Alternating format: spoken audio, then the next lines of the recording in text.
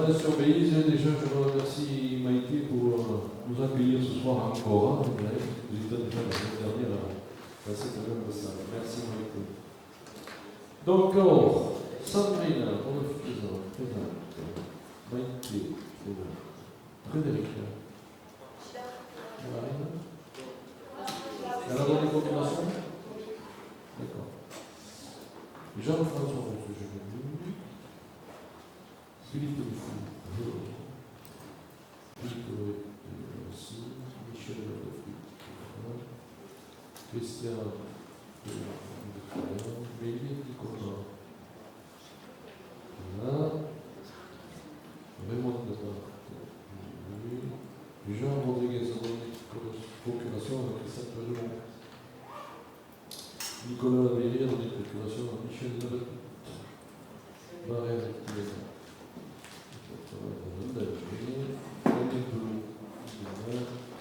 Gérard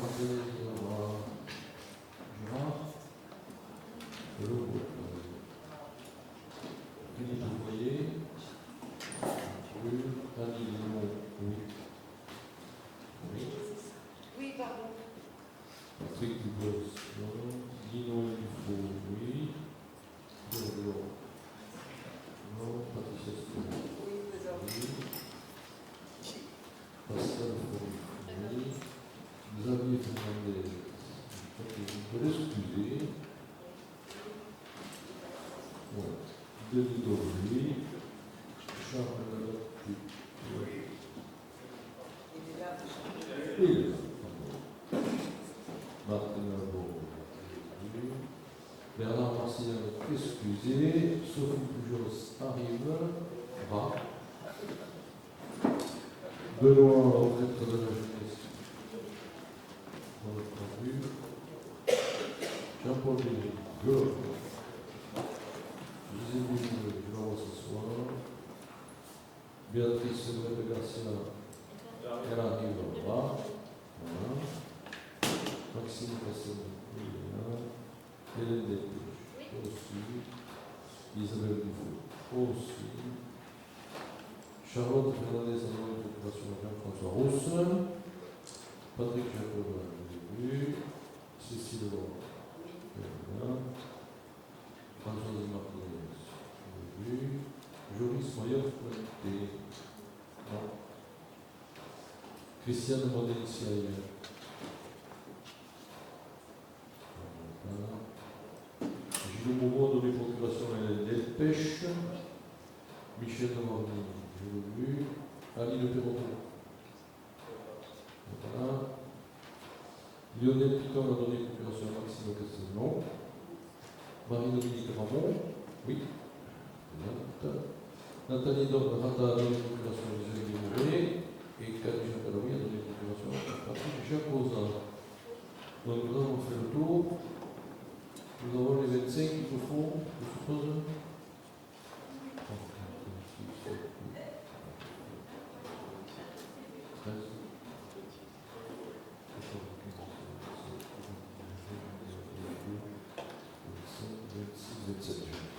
Ok, donc nous avons le grand bureau, on va le voir, délibéré. Mais tu n'écoutais pas, mais je l'ai dit. Tu étais retourné, tu parlais à ta voisine derrière. J'ai remarqué. Pardon.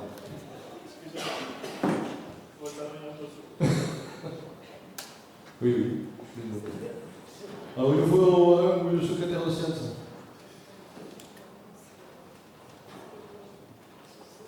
Cécile, allez, d'accord. Cécile face le secrétaire de séance. Merci Cécile. Allez, exposé numéro 1, le dispositif d'accompagnement numérique sur la mesure de la NCT. Sur mesure de la NCT. Alors, la CCT a droit à cette mesure puisqu'elle a moins de 15 000 habitants sur son territoire. Par contre, Condom, la seule commune qui n'aura pas droit parce qu'elle a plus de 3500 habitants.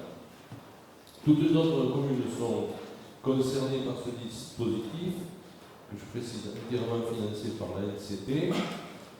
C'est la recherche de solutions adaptées à nos réalités de terrain et à nos ressources. Voilà, donc il y a déjà quelques communes qui se sont prononcées, Cassaigne, Cossens, Cossens, Mouchin, Val-sur-Bise, Saint-Puy, Lagrollet et Castelnau ont dit oui. S'il y en a d'autres qui veulent adhérer, il n'y a pas de souci, c'est encore ouvert. Pour le moment, nous avons que c'est 9 ou 10. 2, 9. Donc ça passe à 8 communes, l'UDC. pardon. 8 communes qui vont. Pour que ce soit validé par l'ordonnance du conseil municipal. Faut-il une délibération des conseils municipaux? Je pense pas, c'est une décision. C'est une décision Apparemment, communautaire. vous dites oui. Vous en parlez aux conseils municipaux, mais C'est tout, voilà. vous avez un papier pour une. On est d'accord là-dessus, donc on prend acte de cette proposition. Il y a des reculs. On est d'accord avec ça?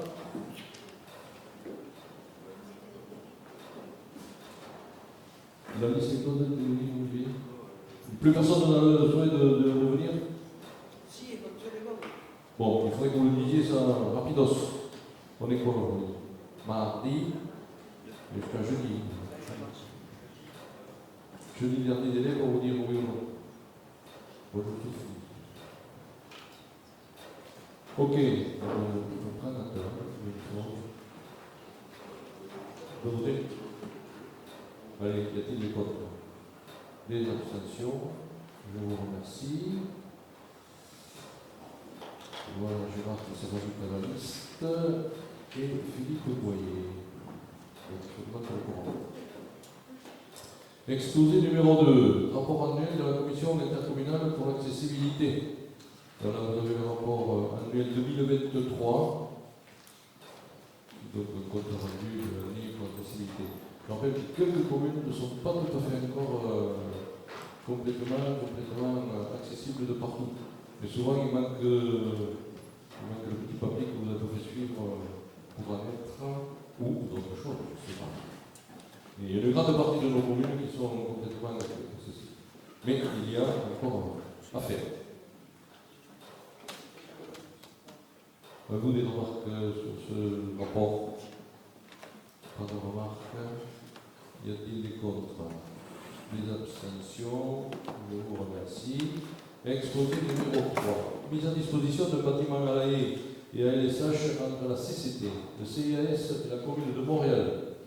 Je vous rappelle qu'il y a un début d'année, nous avons ouvert et inauguré ce nouveau bâtiment destiné à nos petits du territoire autour de Montréal. Donc il nous faut aujourd'hui, ce bâtiment appartient à la CCT, mettre à la disposition du CIS pour faire les activités du CIS, et aussi pendant la période scolaire et pendant la période non scolaire. La période scolaire, la commune de Montréal pourrait y faire quelques activités si elle le souhaite. Donc c'est pour ça qu'on vous propose de faire une convention tripartite entre ces trois instances, donc la CCT, le CNS et la commune de Montréal. Y a-t-il des questions là-dessus? Non. Donc cette convention sera signée par Gérard Bézara pour la commune de Montréal, Sandrine Rodolphe pour la CCT et moi-même pour le CIS. Pas d'observation? Les contre? Les abstentions? Je vous remercie. Exposé numéro 4, lutte contre la vacance commerciale et label éco-défi. Alors, pour précision, l'Office du tourisme d'Athénarès a aménagé les vitrines de ses locaux pour faire la promotion du tourisme du territoire dans l'attente des démarrages des travaux de réhabilitation au numéro 10, place Saint-Pierre. Donc ça, vous verrez où si vous passez, c'est déjà décoré, on va dire, ou illustré, pour essayer de faire voir que c'est pas vide. Au moins, voilà, ça vaut mieux des choses. Et le label éco-défi, vous savez que ça fait partie déjà de quelques temps. C'était dans le cadre du FISAC, où l'an dernier, nous avons eu 8 artisans du territoire qui ont pu bénéficier de ce label. Et pour cette année 2025 qui va arriver, 24-25, ça se passe surtout avec la CMA, la Chambre de commerce et d'artisanat, Mais cette année, la CCI va se joindre à cette démarche aussi. Donc il n'y aura pas que des artisans qui seront récompensés, mais aussi des commerçants. Et il seront 5 artisans et 5 commerçants qui pourront être accompagnés et labellisés. Donc l'appel à candidature sera diffusé prochainement, dans le dernier trimestre 2024. Ils seront présélectionnés par un comité de pilotage composé de membres de la Commission de développement économique et commerce, artisanat, entreprise et l'Office du tourisme, par l'accompagnement des deux chambres consulaires, CCI et CMA, en vue d'une labellisation au premier semestre 2025. Le montant de cette opération est estimé à environ 3 100 € hors taxes, frais d'impression inclus.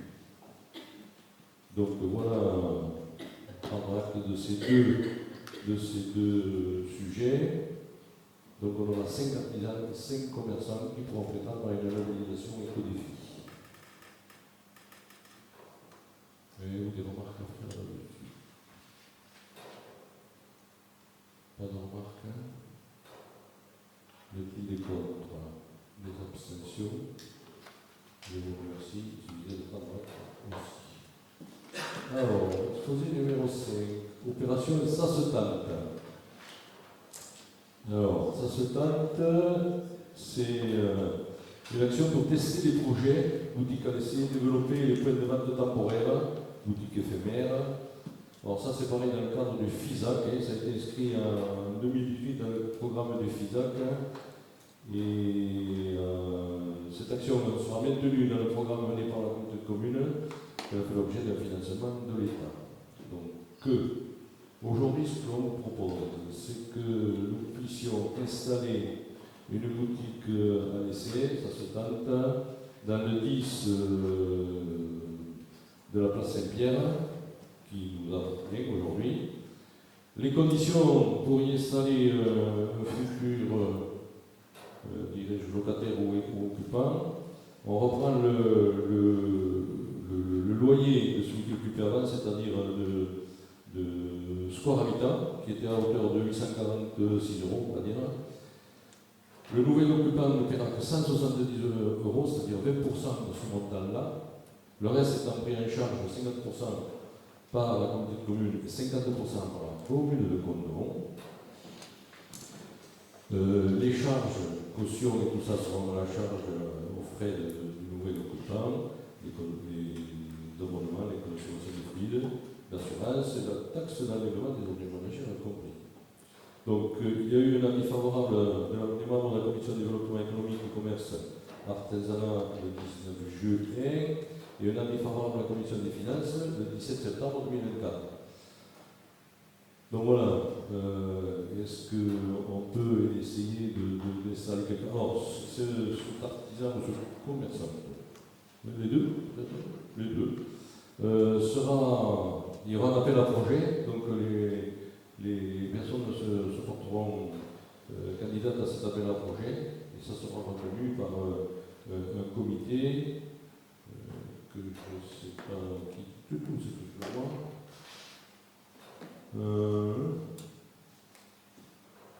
Alors, c'est ce truc.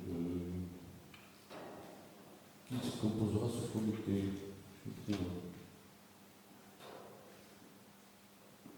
Oui, l'accompagnement de la chambre de culture. Non, c'est pas ça. Où est-ce qu'on le voit? Ça n'est pas précisé, ça?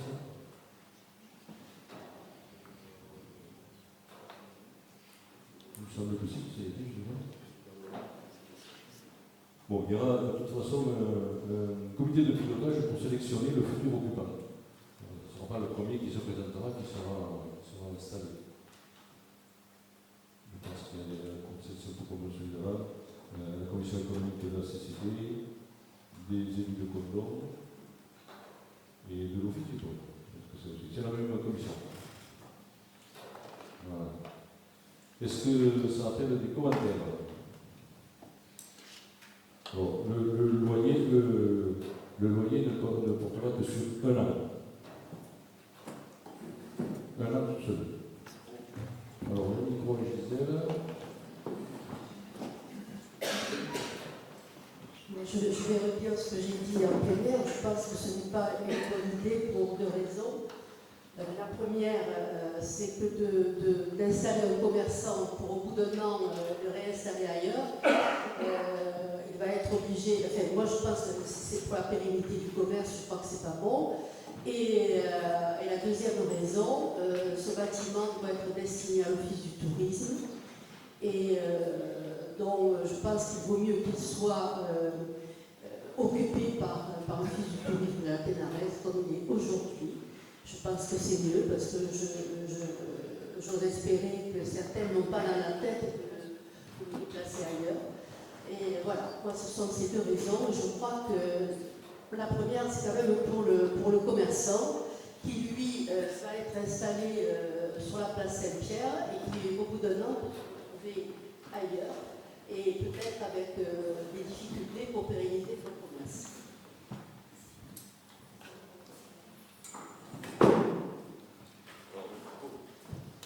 Pardon.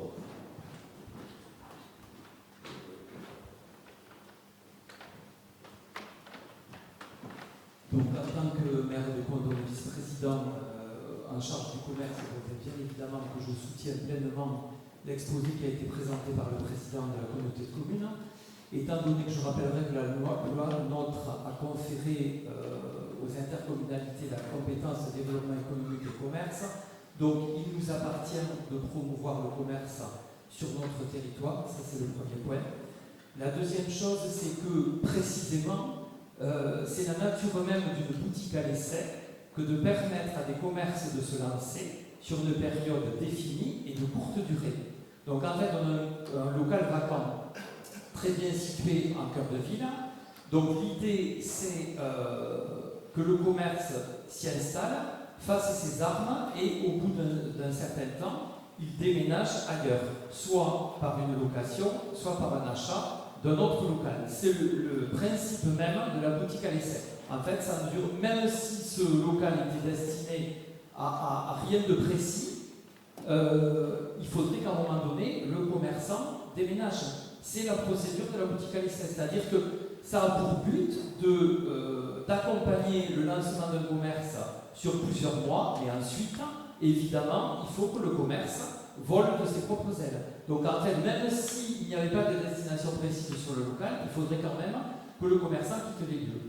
Donc il est prévu que ce soit un avocat qui rédige le contrat de location, donc il n'y aura aucun problème, aucune ambiguïté pour que le commerce s'en aille, puisque toutes les clauses juridiques seront prévues dans le contrat de location.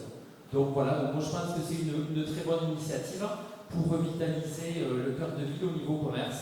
Donc voilà ce que je voulais dire sur cet exposé qui, je l'espère, sera adopté parce que c'est très important pour la vie économique de notre territoire et en particulier de la ville de Condom. Là, le but, c'est qu'on cofinance effectivement ce dispositif.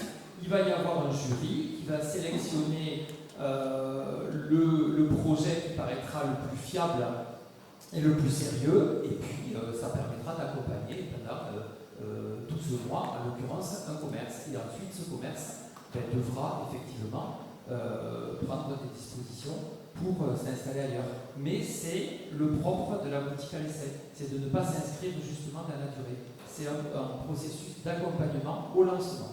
Voilà ce que je voulais dire. Je vous remercie.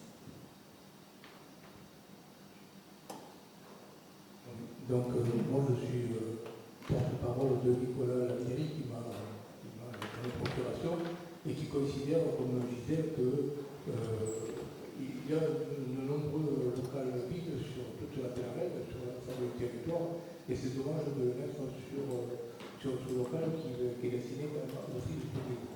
Pour ma part, je pense aussi la même chose, d'autant plus qu'aujourd'hui, même s'il n'est pas occupé par l'office du tourisme, ça reste encore une vitrine de l'office du tourisme qui met quand même des affiches ou quelques éléments publicitaires. D'autre part, moi je pense aussi que le fait d'installer un commerce pour un an, quel que soit le commerce qu'on va installer, il faudra quand même qu'il y ait un aménagement. Et c'est un aménagement qui sera perdu si le commerce déménage. Et ça, c'est quand même un petit peu dommage. C'est dommage parce que l'idée, moi, je la trouve très très bonne, mais l'endroit, pour moi, n'est pas pertinent. Donc, Nicolas, votre rapport, très pour ma part, je m'abstiendrai. connaissais pas ce dispositif, on avait entendu parler vaguement dans la presse quand Almirante, je crois, qui a eu le même dispositif. Je voudrais un peu mieux cerner la philosophie du dispositif parce que je me dis que si le dispositif s'adresse à un commerce, enfin à un porteur de projet dans un lieu qui est inoccupé, avec bien sûr des conditions favorables, avec un loyer peu élevé, si au bout d'un an le commerce fonctionne bien, pourquoi ne resterait-il pas de ce local, enfin je ne parle pas de celui dont on s'adresse ce soir, parce qu'il ne sera pas disponible trop longtemps, mais de manière générale, si un commerce est disponible et à la location, pourquoi ce commerçant n'y resterait pas avec des conditions plus classiques de location d'un commerce? Donc ça c'est ma première question, et ma deuxième, c'est pas une question mais une constatation d'observation. C'est vrai que je trouve qu'on vient de voter l'aménagement d'une décoration des vitrines et on va installer un commerce dedans. Enfin, je comprends pas bien la philosophie.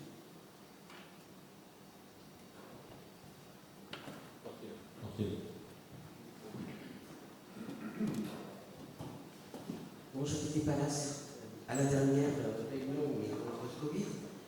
J'ai interpellé Monsieur le Président parce que moi j'ai reçu entre-temps une information CCI qui m'a perturbé. Je l'ai bien dit à Monsieur le Président en notifiant que c'était donc comité de commune, c'était avec la mairie de Condom, mais je me tiens plus comme ça, c'est ça? Non, ça va, c'est un problème de micro. Alors par contre, je suis surprise, c'était par rapport déjà au choix du commerçant, par rapport à la CCI et ce qui était montré. Il y avait déjà des dates d'ouverture, des dates de choix de commerçant, alors qu'on n'en avait jamais parlé. Le papier est passé avant qu'on en parle aujourd'hui. Et semaine dernière. C'est ce qui me dérange énormément. Je pense quand même que ce sont d'abord les élus qui sont maîtres du territoire, et ce n'est pas la CCI qui peut se permettre de balancer comme ça, parce que moi j'ai interpellé des collègues qui eux-mêmes n'étaient pas au courant. Et c'est dommageable parce que ça donne une mauvaise image. On n'est pas là pour je pense, se fâcher. C'est juste qu'il faut essayer de trouver un bon endroit, puisque nous sommes dans cette démarche qui est extrêmement constructive pour faire repartir Condom. Alors, la stratégie du futur office du tourisme me laisse un peu avec un certain questionnement, même si c'est que 42 mètres carrés qui sera utilisé. Sophie. J'espère que la technique va marcher, que ça ne va pas couper. Je pense qu'il y a une confusion en fait dans la présentation. Et là, je vais poser la question à la présidente de la communauté de communes et à la communauté de Condom. Quand on lit la demande, il parle d'un montant de 2275 € qui sera pris en charge à hauteur de 50% par la communauté de communes et 50% par la commune de Condom. Mais c'est quoi ça? C'est un forfait? Est-ce qu'on nous sollicite en tant que bailleur ou en tant qu'accompagnement ou en tant que les deux, puisqu'en fait aujourd'hui on est jugé parti en fait? Les deux. Les deux sont sollicités, voilà. La communauté de communes Donc, et la commune de Condom. Ça pourrait être la commune de Cassaigne, si ça se passe à Cassaigne. Voilà, mais en fait c'est pour inciter un commerçant. Alors je pense qu'en fait dans la présentation il y a une confusion. Donc l'objet de la CCI c'est effectivement de redynamiser le commerce. Et je pense que franchement on peut les saluer pour ça, et surtout que les commerçants qui auront des projets, ils seront courageux et on peut aussi les encourager à ça.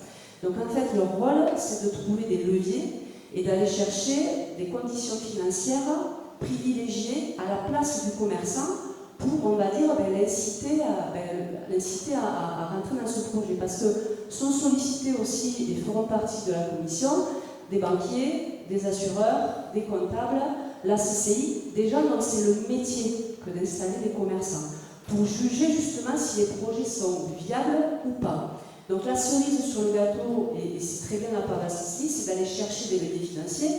Et en fait, c'est là que, à mon avis, est la confusion, c'est que est-ce que la communauté de communes et la commune de Conon participeraient à hauteur du portage du loyer de 50% là, s'il s'agissait d'un local autre que celui de l'Office du tourisme? Pour moi, ça reste un peu confus. Parce qu'il n'y a pas de souci. Donc, en fait, je pense que notre position sur le projet, ça se tente dans cette coparticipation, ça n'appelle pas de commentaires. Je trouve que c'est très bien qu'on puisse justement lever des conditions financières privilégiées à ces gens-là.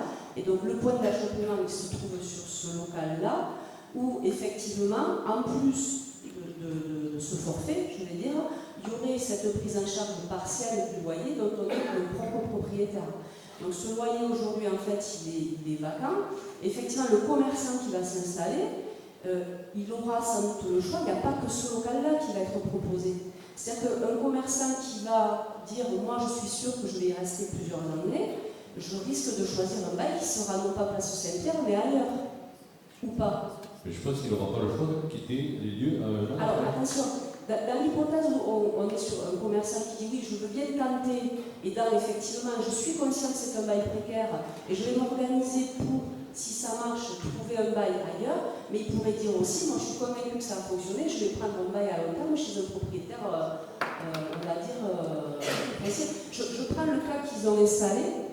En fait, ils n'ont pas eu 50% de remise sur le loyer, je ne sais plus, ça peut du Mirande, là, pendant un an. Ils ont eu 3 mois gratuits, par exemple. Donc on pourrait très bien envisager qu'un propriétaire, même privé, dise écoutez, moi je vous incite, je vous fais cadeau de 3 mois, par contre mon bail il va durer 3, 6, 9 quoi. Vous voyez, je pense qu'il ne faut pas que notre inquiétude, notre frein, casse le projet de la CCI pour dire non, mais finalement on ne fera pas un projet comme ça se tente sur combien quoi. Vous voyez, je pense que ça reste un peu flou dans le montage. C'est l'écriture. Ouais. Florence, vous avez une précision? C'est l'écriture du projet.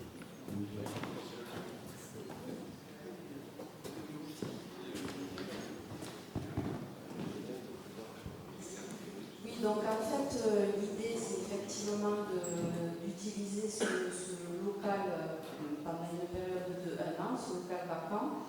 Donc le commerçant, le porteur de projet qui va être sélectionné aura le choix uniquement de ce local puisque la communauté de communes aujourd'hui n'a pas de budget consacré pour aller payer d'autres propriétaires pour aider la mise en place d'un porteur de projet. En revanche, lorsque le jury va se réunir, puisqu'il y a appel à candidature, il y aura peut-être d'autres porteurs de projets qui seront également solides, peut-être pas aussi solides que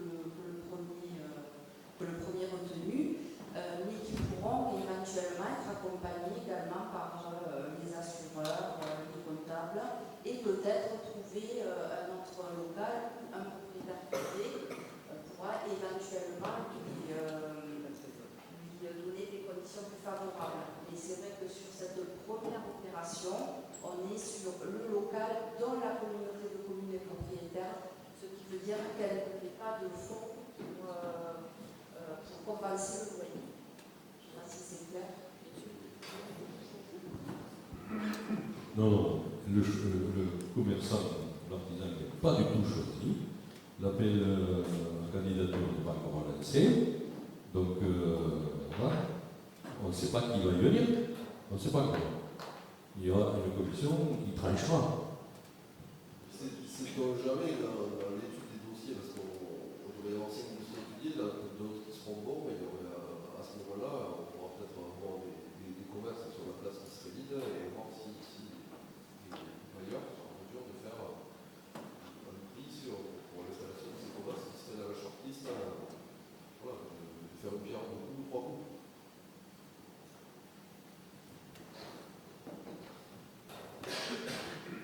Non, juste une précision par rapport à ce qu'a dit Martine Laporte, parce qu'il faut quand même que les choses soient claires, parce que là, on a l'impression qu'il y a eu un souci de communication. En fait, la CCI a peut-être mis sur son site des informations, mais moi je tiens à dire quand même que ce n'est ni la communauté de communes ni la commune de Condom qui ont communiqué sur quoi que ce soit. La communication est venue d'autre part. Il y a eu des posts sur les réseaux sociaux qui ont été faits en se servant du support de la CCI. Mais ça ne vient pas ni de la communauté de communes, ni de la commune de Condom. Donc il faut que les choses soient bien claires, quoi. Il n'y a pas eu de problème. Donc il y a eu effectivement une communication qui a d'ailleurs été très vite arrêtée. Dès que la communauté de communes nous en sommes rendus compte, nous avons fait en sorte que cette communication s'arrête. Mais ça ne vient pas de nous au départ, donc voilà, pour que les choses soient bien claires. Je n'ai pas incriminé qui que ce soit. Non, mais voilà.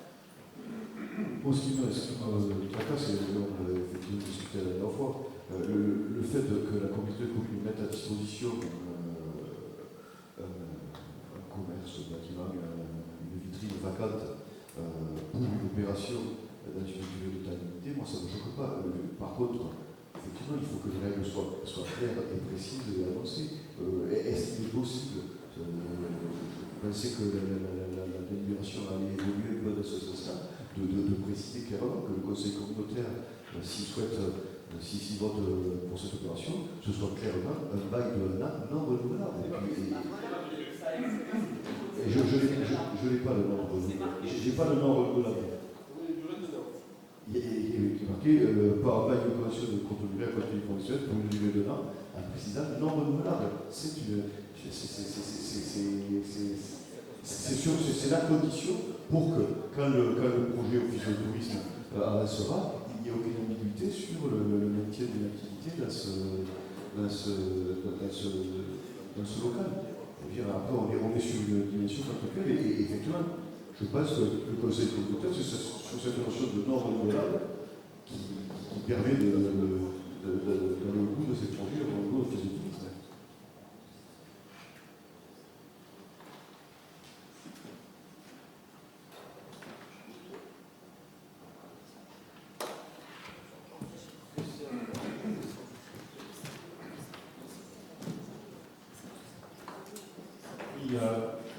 Donc je souhaitais intervenir en dernier, puisque ça concerne quand même l'office de tourisme, donc je suis le président.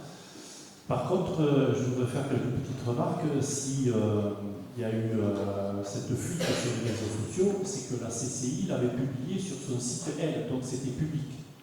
Donc la CCI avait quand même publié avant que le conseil communautaire soit informé, prenne une décision. C'est quand même un peu fort de café quand même. Donc qui communique sur l'opération, moi je dis bien.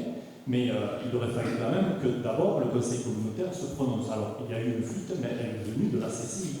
Donc quand c'est publié sur les sites de la CCI, on peut estimer que c'est quand même à la vérité.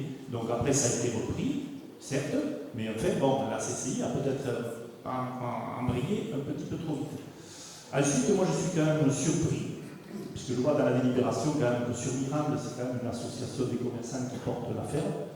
Que chez nous, ce soit la communauté de communes qui le porte. Alors, l'opération, pour moi, elle est géniale. Mais je regrette. On s'est battu comme des chiffonniers pour créer une association des commerçants sur l'ensemble du territoire. On nous rabat les oreilles en nous disant que le personnel de la communauté de communes est chargé de travail, et je veux bien le croire. Et là, on va se préoccuper de se lancer dans cette opération qui va demander du temps encore à du personnel. Donc moi, je trouve quand même, c'est quand même fort de café qu'on squeeze quand même la toute nouvelle association des commerçants qu'on a sur le territoire. Et je rappellerai quand même que l'association des commerçants, ce n'est pas une personne, c'est un conseil d'administration des artisans et des commerçants qui se sont fédérés sur tout le territoire. Déjà ça, moi je trouve ça un bon coup de pied pour cette jeune association qui démarre sur le territoire et qui a montré en moins de 2 ans ce qu'elle était capable de faire. Mais ça, c'est autre chose. Ensuite, localiser dans le local futur de l'office de tourisme. On arrive en fin de mandat. Donc il n'y aura rien qui sera fait. Donc là, pareil, on a beau border, moi je serai le commerçant. Si ça fonctionne bien, ben, je veux dire, moi je veux rester place Saint-Pierre. Je ne vais pas m'enfermer rue de la Hollande, rue Gégis, etc. La place Saint-Pierre, c'est l'endroit idéal pour se placer. Et je remarque quand même que on nous avait rabattu les oreilles en disant que l'office de tourisme pouvait être localisé ailleurs en ville parce que la place Saint-Pierre, ce n'était pas le bon endroit. Et puis tout d'un coup, ça devient le bon endroit, pile poil, l'emplacement de l'office de tourisme pour installer quelqu'un. Alors que malheureusement, il y a des locaux à foison qui sont libres d'un contrat. Donc je pense qu'on aurait pu travailler l'opération plus en amont. Aussi nous demander à l'office de tourisme si nous, on n'avait peut-être pas quelques ambitions, parce qu'on a décoré la vitrine, mais on aurait pu avoir quelques ambitions, on nous a rien demandé. Ça aurait pu servir quand même pour accueillir quand même, quand il pleut, eh bien, les gens qui viennent visiter les groupes. Donc ça, on ne nous l'a pas demandé. Donc moi, j'ai bien peur qu'une fois que le commerçant va être là, malgré tout ce qu'on peut dire que ça va être bordé par un avocat, etc., les élections vont arriver, le soir, le local sera équipé, et si les cordeliers ne sont pas vendus, on a encore les prix qui courent de localiser l'office de tourisme au cordelier. Donc ça fait quand même 14 ans que l'office de tourisme est sans domicile fixe à Condom. On se rend compte que personne ne veut de l'office de tourisme, c'est clair, c'est net et c'est précis. Et en plus, sur le local qui a été choisi pour pouvoir l'installer, on veut nous y mettre quelqu'un dedans pour lequel on ne pourra peut-être pas le sortir de sitôt. Donc moi je veux bien, mais bon, l'office de tourisme, ça commence à faire beaucoup. Pour Salvani, ça a été la même chose. On ne pouvait pas faire un Salvani s'il n'y avait pas l'office de tourisme. En 2020, nous sommes arrivés et nous avons pu prouver que nous pouvions faire un Salvani sans qu'il y ait l'office de tourisme dedans. Donc ça suffit que l'office de tourisme soit chaque fois pris comme la variable d'ajustement sur la ville de Condom. Il faut un office de tourisme à Condom. On a donné un signe fort en 2020 en disant il ne sera pas Salvani.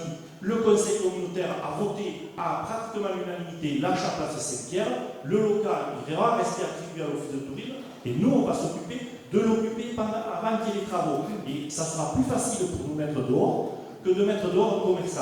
Par contre, je le dis et je le répète, cette opération, elle est géniale. Mais il y a d'autres locaux que de cibler le local de l'office de tourisme.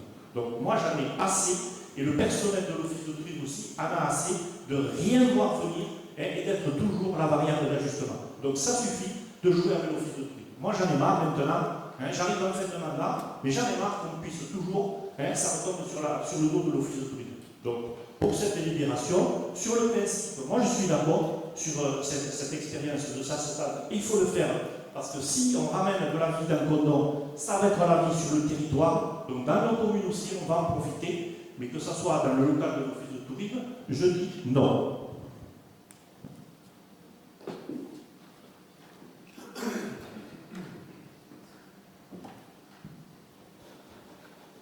Sur la compétence, la première des compétences de la communauté de communes, et avant même la nôtre, c'est le développement économique et le commerce. Bon, donc il n'appartient pas à une association, quand bien même de commerçants, de porter le projet.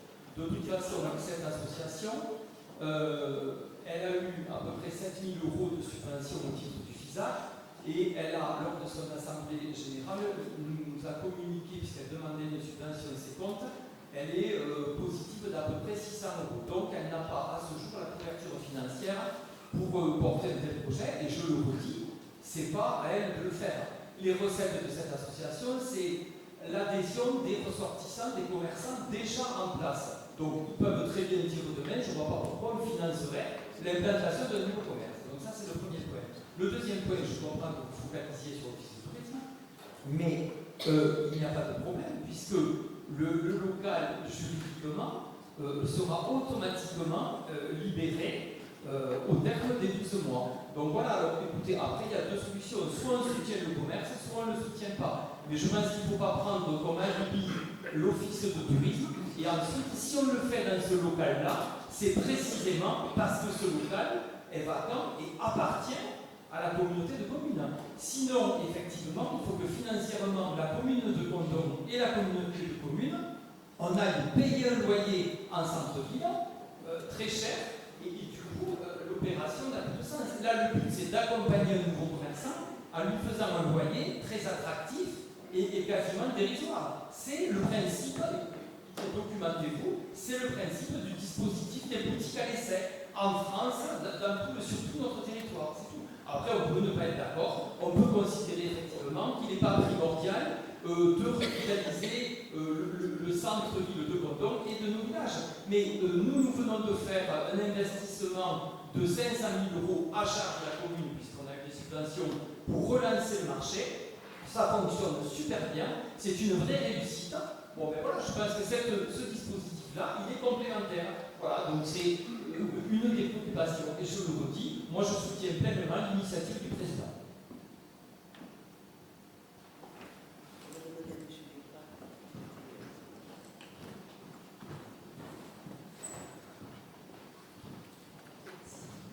Je pense que tout le monde est d'accord pour soutenir le commerce.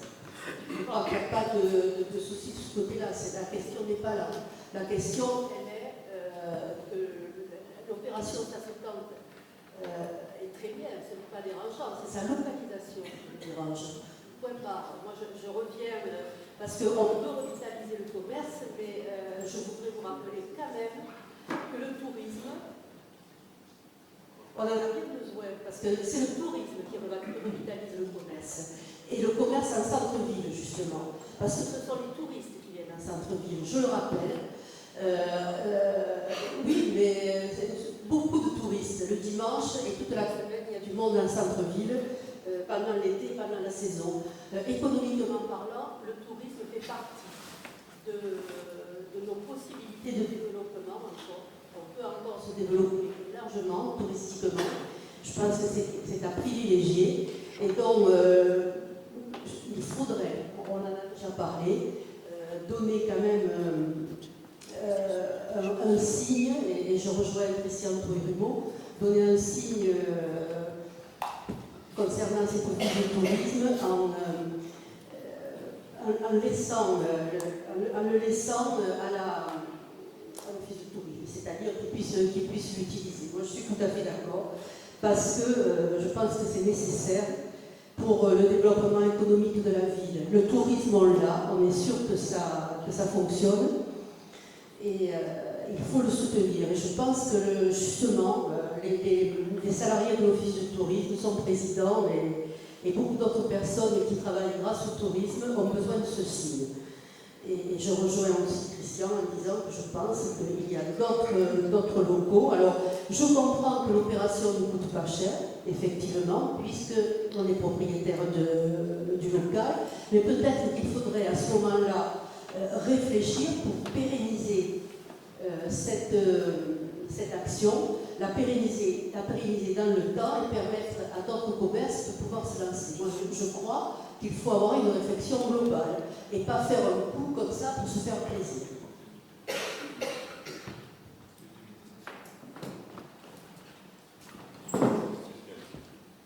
Christian. Oui, merci. Donc, moi, je veux quand même préciser, si je vote contre cette libération, ce n'est pas pour empêcher le développement du commerce d'Ancodon. Loin de là, bien entendu, mais je pense que cette délibération elle a été mal préparée. On aurait dû d'abord faire une délibération pour approuver ce dispositif et après on le construisait. Voilà, mais de dire que si je vote contre, ça sera contre le commerce contre moi et l'installation du commerce contre moi, je m'élève fortement contre ce qui a été dit par M. le maire de Condom. Je soutiens le commerce contre moi, j'ai fait une grosse partie de mes achats. Je pense que si tout le monde faisait comme ça serait quand même une bonne chose.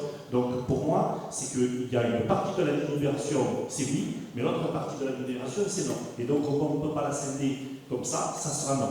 Mais je tiens à dire et à préciser qu'il n'est pas dans mon intention d'être contre le commerce contre moi, bien au contraire. Ça fait 24 ans que je siège à la communauté de communes, je n'ai jamais pris une délibération ou voté une délibération à l'encontre du commerce contre moi, et même de la ville de Condom, à part le centre Salvani, parce qu'on voulait y mettre l'office de tourisme. J'ai toujours tout voté ce qui est venu de la ville de Condom. Donc on ne me dise pas encore une fois de plus que je suis anti-condomois. Je regrette, je préfère le préciser. Y a-t-il d'autres remarques? Non. Pardon, Françoise, excusez-moi. Bon, moi je voudrais dire quand même quelque chose. Je trouve que c'est un débat un peu sclérosé. Parce que finalement, un an dans la vie, c'est rien. Je crois que quand même, si on veut développer la ville de Condom, ça serait quand même une bonne opportunité. Et un commerce qui viendrait et qui justement réussirait, pourquoi pas, il ne resterait pas. Pas forcément là, parce que c'est vrai qu'il y a d'autres endroits, mais je crois qu'on peut leur aussi donner une chance au commerce. Parce que c'est important de donner une chance au commerce. Comment voulez-vous que les gens viennent si on n'a pas une activité commerciale importante? Donc moi je suis pour, et je voterai pour cette délibération parce que je crois que c'est nécessaire pour notre économie de la Ténarèse. Plus d'interventions? Alors, permettez-moi de donner mon opinion. Qui? Philippe.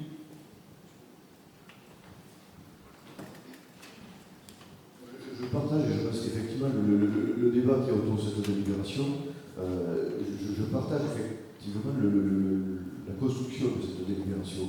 Il y a quelque chose qui me gêne, sur lequel, déjà par rapport à la plénière, on a cédé entre Sassata, etc.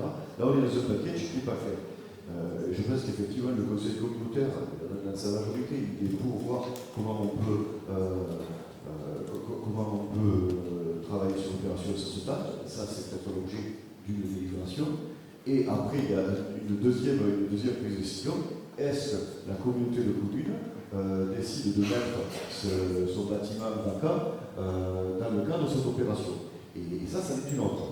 Et là, le fait de voter oui ou de voter non, c'est qu'on mélange les choses.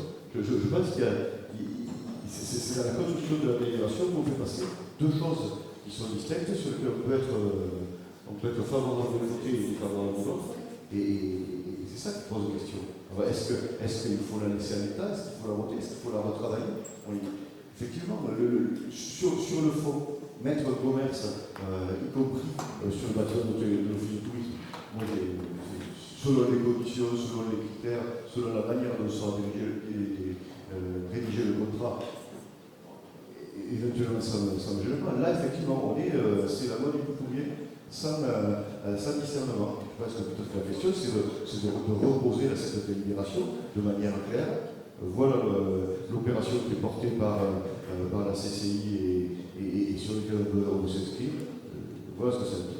Et après, voilà le local, si on a un local, quelles sont les règles du jeu précisément sur le local. Et ça c'est l'objet de deux délibérations distinctes. Peut-être que c'est ça qui nous pose un problème tous par rapport à cette délibération.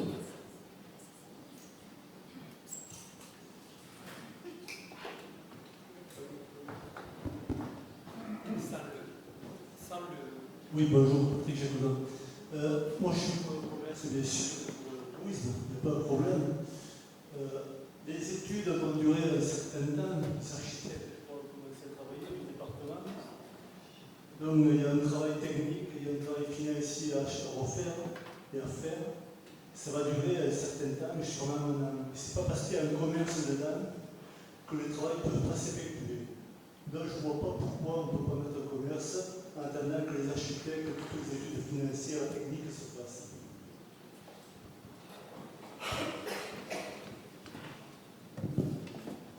Oui, moi j'entends si on dissocie le local du dispositif SACE30, le dispositif SACE30 n'a plus de raison d'être. C'est étroitement lié. On n'a pas les locaux, on ne peut pas lancer un dispositif si on n'a pas de local. Les autres locaux ne nous appartiennent pas. Donc voilà. Alors qu'on dise on arrête tout, si c'est le but, mais moi je ne souhaite pas qu'on revoie la délibération, je souhaite qu'on passe au vote. Et puis après c'est la démocratie qui s'exprime, ça passe ou ça passe pas. Je dis quand même que 3 commissions composées d'élus communautaires ont validé le dispositif. La commission finance, la commission développement économique et la commission commerce. Si on retire tout, écoutez, les commissions n'ont plus lieu de travailler ou de se réunir. Dans ce cas-là, on ira directement en plénière et en public. Le travail des commissions n'a plus aucun sens, et celui des vice-présidents non plus. Je ne parle pas pour moi, je parle pour Mme Brossard et pour Mme Brocalano. Merci.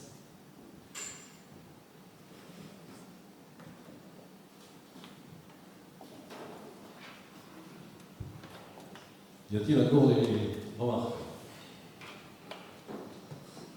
Non. Alors, si je puis m'exprimer, je trouve désolant ce débat que l'on a ce soir.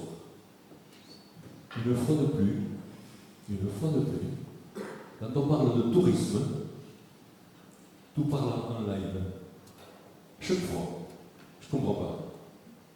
Une assemblée comme la nôtre, qui ne puisse pas avoir un minimum de consensus quand on parle de tourisme. Là, ce n'est pas du tourisme qu'on parle, c'est de commerce. C'est une de nos premières compétences. Je l'ai dit l'autre jour, si si on ne peut pas nous répondre à l'installation d'un commerce, que ce soit à Condon ou ailleurs, c'est pas parce que c'est Condon, c'est Condon qui dérange, quoi. Je sais pas. Je pense qu'on ne remplit plus notre mission du tout. Alors, on a un local qui est vacant, qui est fermé. On vient de voter un truc pour le rendre un peu plus agréable en y mettant des affiches derrière. Alors, permettez-moi de vous dire, la vie que ça représente là-dedans quand même. C'est simplement faire voir qu'il n'est pas tout à fait mort et qu'on n'est pas foutu la peinture blanche dessus ou avec des palettes pour le protéger. Ce qui n'empêche pas que l'office du tourisme, il y a quand même l'autre vitrine du top à côté, qui pourra aussi donner une image de l'office du tourisme, puisqu'on ne prend pas les deux vitrines. On n'en prendra qu'une, que je sache. Donc aujourd'hui, je pense que si on n'acceptait pas de mettre ce commerce, ou d'essayer ou de tenter, puisque ça se tente, d'apporter à un commerce la possibilité de s'essayer, parce que tenter c'est essayer, de voir ce qu'il peut faire sur la place Saint-Pierre, je pense qu'on manquerait complètement à notre devoir. Et ça, je serais fortement quand même affecté de ne pas respecter nos compétences. Alors après, l'office du tourisme, il n'a jamais été question de remise en cause du numéro 10. Non, tu n'as pas besoin de faire comme ça, Christian. Tant que j'y serai pas dans un an et demi. Non, tout à l'heure, tu vas voter la vente des cordeliers. J'espère. On a toujours dit qu'on vendait les cordeliers. Quand on met un truc en vente, à un moment donné, on trouve un acheteur. Non, mais il ne faut pas tout mélanger, quoi. Il ne faut pas tout mélanger. Les ondis et les... Hein? Moi, ça, je ne fais pas avec. Je ne sais pas faire. Donc, l'office du tourisme, et puis selon l'office du tourisme, on ne va pas me la raconter. On va repartir toutes les années derrière, et puis ce sera les autorités placées de France. Je vous dis. Un peu qu'on pourrait ne plus en parler et d'être en position. Avec des sous qui rentreraient, alors qu'il n'en aura pas longtemps, hein, des sous. Alors là, parenthèse fermée. Je pense que ce local qui nous appartient, qu'on va laisser vide, alors qu'on a la compétence de commerce et développement économique, je ne vois pas l'image qu'on va donner de la complète commerce. Je vois pas. Mais elle va être triste, cette image-là. Il va y avoir un bail ou une convention qui va être signée avec une durée de 1 an. Alors, si vous voulez qu'on rajoute non renouvelable, on va rajouter le non renouvelable. Si ça vous fait plaisir, si ça peut vous rassurer. Mais quand même, quoi. Je pense qu'il faut prendre ses responsabilités à un moment donné, quoi. Et ça n'empêchera pas, comme l'a dit Patrick, les études que l'on a dit 2024, le CAU, qui va rendre sa copie, l'architecte qui arrivera en 2025 pour faire les plans, ça va vous prendre 2 ans. Ça va vous prendre, je dis. D'accord? Donc, aujourd'hui, on ne peut pas dire, ça y est, on a sorti l'office de tourisme numéro 10. C'est pas vrai, parce qu'on y met une action qui vient soutenir le commerce. Pas carré ou bien. Réfléchissez 5 minutes. Alors, il y a une solution, il y a 2 solutions. Il y en a une, soit je le fais passer à la main et je vous demande rien, parce que j'ai la possibilité de le faire. Soit je vous consulte, ce que j'ai toujours fait. J'ai jamais rien fait de décision seule. Mais là, je peux la prendre, c'est vrai. Dites-le-vous bien. Donc, moi, je vous demande de voter positivement cet exposé. Vous faites comme vous voulez. Ça, c'est la démocratie. Je ne vais pas vous imposer oui. Si vous avez envie de dire non, et comme je sens que c'est taquet, libre à vous de faire ce que vous voulez. Mais aujourd'hui, il nous faut prendre une décision. On est d'accord? Je vous laisse le choix ou j'y vais en force? Je vous laisse le choix. Donc, je le mets aux voix. Y a-t-il des contre? Qui est contre cette proposition? Alors, Jean-Paul Baillet. Christian Torimo, t'es tout seul ou t'es deux? Deux. C'est-à-dire Jean Rodriguez. Michel, un. Contre. Y a-t-il d'autres contre? Oui, Christian, il y a deux contre. Donc ça en fait 4 en tout. Vous êtes d'accord? Oui, il y en a qu'une. Oui, une. Attention, il va dire tout à l'heure. Y a-t-il des abstentions? Une. Michel. Charles Lavadu. Martine Lavadi. Lavadi. Laborde. Excusez-moi. Gisèle Biolay. Est-ce que j'oublie quelqu'un? Et Gérard? Non, t'as pas dit. Non, t'as pas voulu. Je croyais. Et là, Gisèle, elle a une procuration de Nathalie. Avec Kéhes. Non, je n'ai pas parlé avec elle. Hein. Alors, je vote oui, non, ou le s'abstient. Comme toi. Allez, on va dire abstention de Nathalie. Alors, on recommence. Les abstentions. Michel Lavadu. Oui, c'est par rapport à Michel. Non, Nicolas il a voté contre. Michel Lavadu qui s'abstient. Voilà. Allez, on recommence les abstentions. Charles Lavadu. Martine Laborde. Gisèle Bienmouret pour 2. On fait le tour. Je vous remercie. L'exposé est adopté. On passe à l'exposé numéro 6. Définition des objectifs poursuivis et des modalités de concertation de la procédure de modification des droits communs numéro 1 du plan local d'urbanisme intercommunal. Voilà, programme local de l'habitat PLUIH. Est-ce que Philippe peut nous en dire 2 mots? Pierre? Ouais, il a le micro, Pierre, allez. Non, donc une délibération pour préciser les objectifs dans le cadre de la modification du droit commun du IP, en précisant bien que c'est un PLUIH, et puis d'organiser une concertation, puisque cette modification a été soumise à évaluation environnementale de la part de la MRAE, la mission d'autorité environnementale. Donc lorsqu'on a une évaluation environnementale à faire, on va faire une concertation. Donc c'est pour définir les modalités de concertation jusqu'à la fin. Voilà, tout est détaillé dans le... Ok. Est-ce qu'il y a des questions sur cette délib? De toute façon, on va recevoir tout ça dans les mairies. Ça suivra. Pour que l'on délibère, ce que je suppose dire. Oui, c'est ça. Donc il y aura des registres de concertation, une boîte mail pour pouvoir recevoir les observations publiques et puis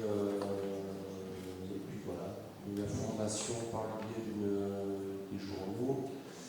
Il me semble qu'il y a des réunions publiques aussi. Ok. Pas d'autres remarques là-dessus? Sur cette délib, PLUIH, y a-t-il des contre? Des abstentions? Je vous remercie. Juste réunion publique, normalement. Oui, je crois qu'il y aura des réunions publiques, non? Oui, en fait, oui. Je ne sais pas. Alors, exposé numéro 7. On est toujours sur le marché PUI, révision générale et complément apporté à la délibération de prescription de la révision du PLUI. Voilà un programme local de l'habitat du 28 mai 2024. Un marché qui a été attribué au bureau d'études de Métropolis pour un montant de 179 325 €, auquel il faut rajouter 2 500 € pour le tronçon 6 d'UNESCO et 4 500 € pour l'option OPA de Condon, c'est ça, non? Oui, c'est ça. Oui, le Condon. Ça va actuellement être fait un cours d'exécution. De mots, Pierre? Oui, donc là c'est pour valider le choix du bureau d'études, enfin du groupe grand bureau d'études qui va travailler sur la révision qui a été prescrite le 28 mai 2024. Vous l'avez indiqué, Président, et puis préciser aussi, il y avait des termes qui n'étaient pas très précis dans la délibération de prescription. Donc là, on précise bien que c'est un PLUI valant PLH, donc Programme Local de l'Habitat. Voilà, il y avait le terme PLUI, le H qui était indiqué, donc bon. Des questions? Pas de remarques là-dessus. Juste une information, il y a une réunion de lancement, révision qui va intervenir très rapidement le 7 octobre. Vous pouvez noter déjà sur mon agenda. Sur une réunion de bureau. Je suppose une réunion du comité de pilotage dans lequel toutes les communes sont représentées, le bureau évidemment, et puis les membres de la commission d'urbanisme. Donc c'est vraiment assez large. Pas d'autres remarques? Y a-t-il des contre? Des abstentions? Je vous remercie. Exposé numéro 8. État d'avancement du projet de réhabilitation de Salvandi. Alors, connaissez tous Salvandi, où nous avons fait une conférence pour vous préciser dimanche matin au cinéma. Ça a été très apprécié. Ce matin, nous avions une petite cérémonie de remise de chèques au cinéma, au théâtre, pardon. La Fondation du patrimoine avec la Fondation de Total Énergie qui nous ont remis un chèque de 150 000 €. Donc, pour revenir dans quelques détails, le projet initial par rapport au projet de réhabilitation se montait avec des dépenses à hauteur de 12 416 000 et des subventions espérées à hauteur de, on va dire, 6 millions. Donc déjà 3,2 millions d'attribués.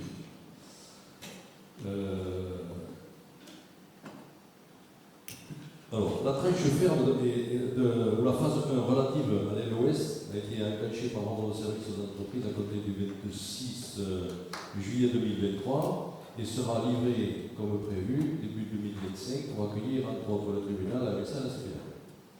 La phase 2 relative à l'LSU a été enclenchée par ordre de service aux entreprises à compter du 8 avril 2024 et sera livrée début 2026, ce qui nous permettra d'y déménager la CCT et le CIS tout de suite.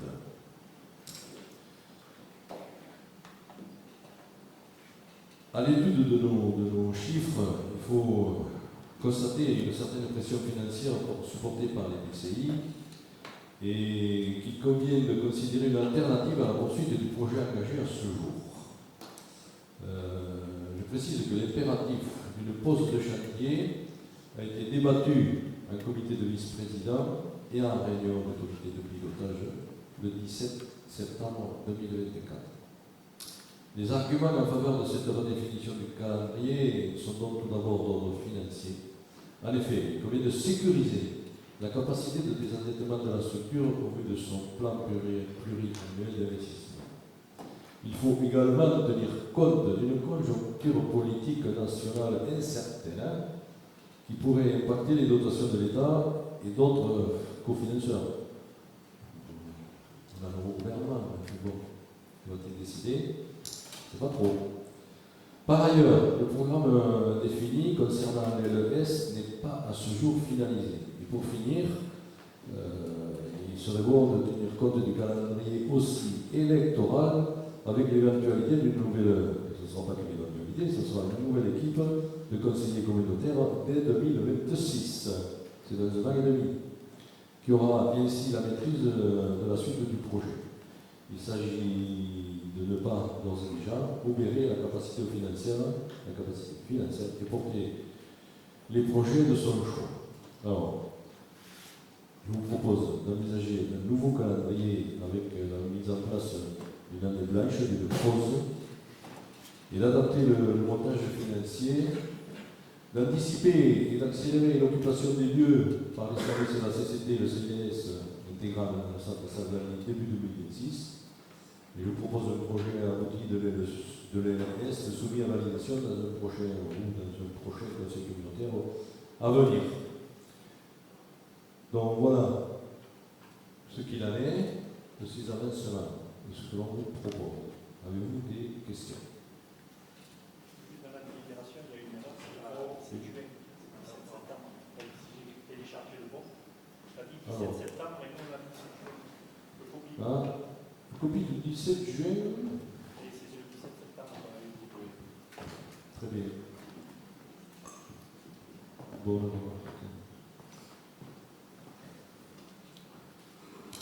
alors, donc, je propose une pause de chantier après la réalisation des phases 1 et 2.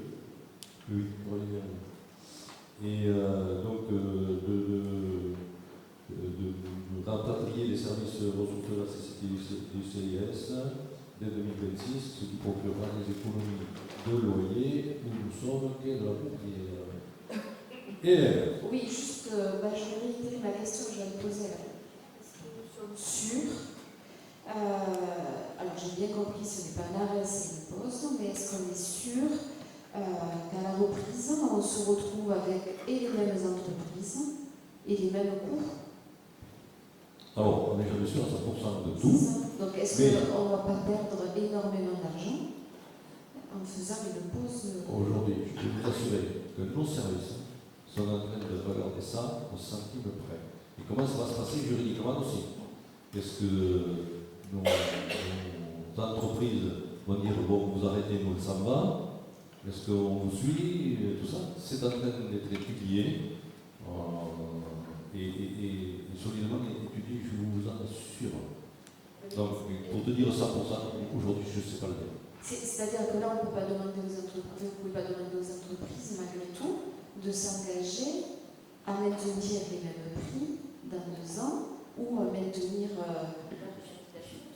Sur le prix, on a un coefficient d'actualisation du prix. C'est pas tellement ça la difficulté, c'est qu'il y a des mentions avec des dédits, des indemnités de pause à négocier, donc il y a des petites choses juridiquement à manger. C'est pas tellement le truc du prix, quoi. Voilà. On reconnaît une flambée comme on l'a connu là sous l'effet d'électricité, mais c'est pas tellement ça qui nous pose problème, c'est plus des effets juridiques, de reconduction de marché, d'une année sur l'autre, etc. C'est plus ça. En fait, dans le même sens, si on fait une pause, donc on décale le prêt d'un an, si juridiquement certaines entreprises peuvent rompre leur contrat, il y aura un nouvel appel d'offres, et on n'est surtout pas à l'abri, qu'on n'est pas qu'un candidat sur le lot X, Y, et qui nous mettent sur le marché initial 1 fois et demi, 2 fois, 3 fois le prix, et on sera bloqué pour la reprise. On va faire en sorte d'essayer de garder toutes les entreprises pour ça. Je sais bien que les services feront le maximum, mais pour nous, pour vivre le chantier de la gendarmerie, entre les défaillances et le Covid, etc., on est très bien placé pour le dire. Il y a des imprévisions de chantier, ça fait mal. Alors, ça fait mal. Et on est 4 fois moins, le chantier est 4 fois moins gros que Salvani. Il en restera qu'à la moitié, mais pas à la moitié. On aura fait 67% des travaux de Salvani dans la phase 1 et 2. Bon, comme je vous dis, on est jamais sûr à 100% de tout ça. Bon, j'espère qu'on n'aura pas notre Covid qui viendra nous perturber et que je pense qu'on aura un moyen de discuter avec les entreprises pour essayer de conserver leur marché. Parce qu'aujourd'hui, quand même, le marché comme ça ne paraît quand même beaucoup par rapport aux autres. Je pense qu'il faut faire attention avant de dire non.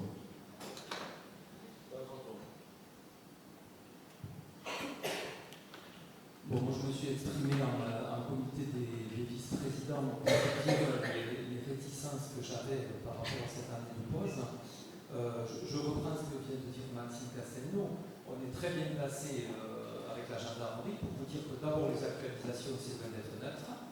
Les prévisions, c'est loin d'être neutre, et puis on n'est pas à l'abri que quand on aura fait un an de pause, on ait un désengagement de certaines entreprises sur certains lots, et qu'il faille soit négocier pour qu'elles restent, qu'elles reviennent, parce qu'on va dire qu'elles ne vont pas rester, qu'elles reviennent,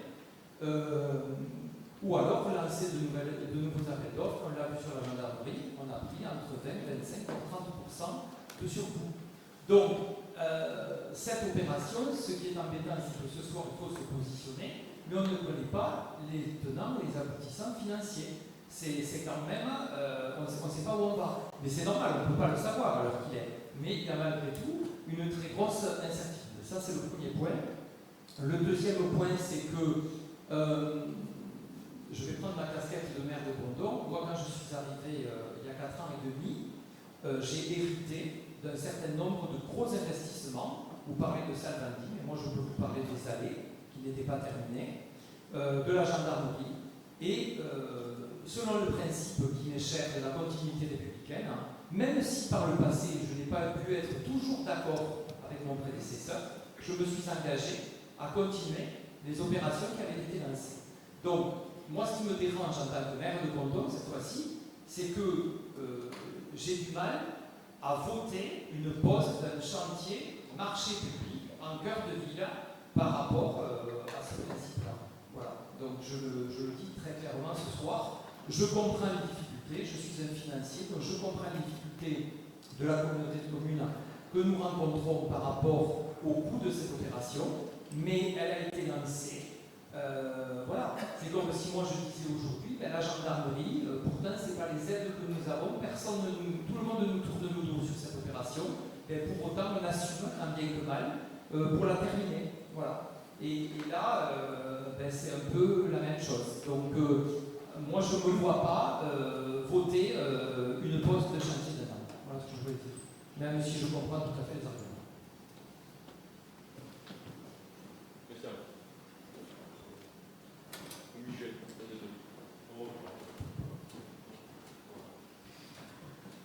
Oui, alors je comprends un peu la position de la mairie de Condom, mais il faut quand même se rappeler qu'en 2020, nous aussi, on a assumé la responsabilité de la continuité républicaine, parce que ce projet était déjà pas trop bien ficelé quand on l'a repris.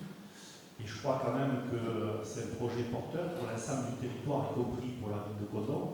Et on aurait pu aussi dire en 2020, mais on n'y fait rien, vu le montant des travaux que nous avons découverts, et puis de dire on laisse partir le tribunal. Donc on a validé le fait de poursuivre Salvani, on a validé le fait qu'on gardait le tribunal, et on a validé le fait, je reviens dessus, qu'on déplaçait l'office de tourisme.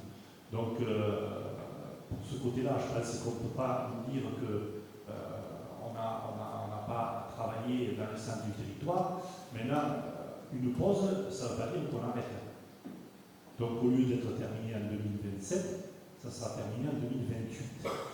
Donc je pense que pour un chantier colossal comme celui-là, même s'il est effectivement un cœur de ville, je comprends qu'il peut y avoir des nuisances, mais je pense quand même que 12 millions d'euros, ça ne se trouve pas sur le sabot d'un cheval. On a fait de gros efforts, parce qu'il y a d'autres projets qui n'ont pas pu être financés ou qui ne peuvent pas l'être en totalité. Je rappelle aussi quand même que nous avons l'action sociale quand même, qui nous prend une grosse partie aussi de notre budget. Donc je pense qu'un an de plus, je pense qu'une fois que le chantier sera terminé, personne ne pensera plus qu'il y a eu un an de plus. Donc je pense que ce projet, et ce matin, nos partenaires financiers, qui sont la Fondation du patrimoine ou la Fondation Total, l'ont cité comme un projet exemplaire qui prenait justement, quand ils allaient aux quatre coins de France, notamment le directeur de Total, pour dire que le projet de Condom était exemplaire. Donc là aussi, il faut donc que nous restions dans ce projet exemplaire. Et puis, alors bien sûr, là c'est un coût beaucoup plus important que les 890 € de la délibération précédente, mais j'ai entendu dire qu'il fallait respecter le travail des commissions. Là je regrette, il y a un COPIL qui s'est prononcé favorablement, donc j'attendrai qu'on respecte aussi la parole du COPIL. Donc on ne peut pas avoir un respect de l'autre. C'est sûr, c'est 14 millions d'euros d'un côté, c'est 896 de l'autre. Mais sur le principe, le COPIL aussi l'a travaillé, il a donné un avis favorable, donc il faudrait tenir en compte la position du COPIL. Oui, alors, juste pour aller dans le même sens qu'un petit peu Christian, moi je voulais quand même rappeler que quand on a voté pour Salvandi, pour l'achat et pour les travaux, M. Dubrac, en l'occurrence, qui était président de la CCT, avait assuré que ce serait entre 5 et 6 millions. Aujourd'hui, on est à 12 millions. Donc quand même, je veux dire, bon, je peux attendre M. le maire de Condom, il n'y a pas de souci que vous soyez que ça se termine. Mais bon, de 6 à 12, Je veux dire, ça fait le double. Donc on peut comprendre aussi que financièrement, on a besoin d'une pause.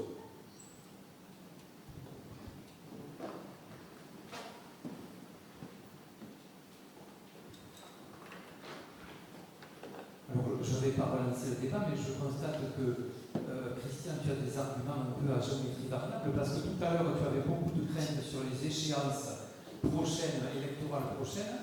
Ben là, tu t'interroges moins. Ah, finalement, et si le chantier de Salvandi, en plein cœur de ville, ne reprenait pas? Tiens donc, eh ben, s'il ne reprenait pas, je n'en sais rien. On peut avoir les mêmes inquiétudes à un moment donné. Voilà. Il n'y a rien qui est lancé, là il est lancé. Oui, oui. Je veux dire, la Alors, communauté républicaine, elle doit y être de bout en bout. le problème qui se pose. Bon, mais voilà, donc cette opération, elle est lancée, bon, elle doit arriver au bout. Bon, voilà. Et à un moment donné, en plein cœur de ville, d'avoir un chantier arrêté, ben, ça pose problème. Ça pose problème, si ce n'est que sur la voirie de la rue Jean Jaurès, qui n'est ni fait ni à faire, qui n'est pas terminée. Alors qu'est-ce qu'on fait? À un moment donné, les administrés de Condom peuvent aussi se poser ce genre de questions. Voilà les problèmes auxquels nous sommes confrontés. Et les services techniques de la communauté de communes en ont peut-être pleinement conscience. Donc à un moment donné, voilà, c'est pas neutre d'arrêter un chantier en pleine ville. Il faut l'expliquer aux gens. Enfin, c'est pas neutre. Hein. Voilà. Je veux dire, si à un moment donné tu arrêtes la traversée de Mouchat pendant 6 mois, peut-être que tes administrés vont se demander ce que tu fais. Voilà. Hein. Donc, à un moment donné, c'est pas si simple que ça. Voilà. Ici, à la continuité républicaine, la prochaine équipe, elle devra faire avec. Nous, on l'a fait. Oui. On peut arrêter le projet d'un. Là, vous m'entendez?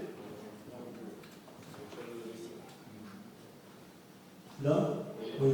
On va arrêter le projet un an. Je ne pense pas qu'un an fasse désembêter la communauté des communes. En plus, le surcroît de travaux que ça va octroyer, si on fait le calcul, je pense que ça ne va pas du tout désembêter ça va l'embêter. Et comme M. le maire de Condom vient de le dire, est-ce qu'après, ils vont reprendre dans un an? Donc, ce n'est pas un an d'arrêt qui va désembêter la commune. Je suis un petit entrepreneur, quand j'ai des travaux, je les finis, je ne regarde pas l'endettement. Si ça peut être mal calculé avant, c'est un peu faux. On parle après de faire l'office de tourisme qui va coûter de l'argent. Donc je pense que M. le Président et tous les vice-présidents, et le Président et tous les vous tous, vous avez calculé tout ça. Est-ce qu'un an va désendetter combien? Est-ce que vous pouvez me le dire?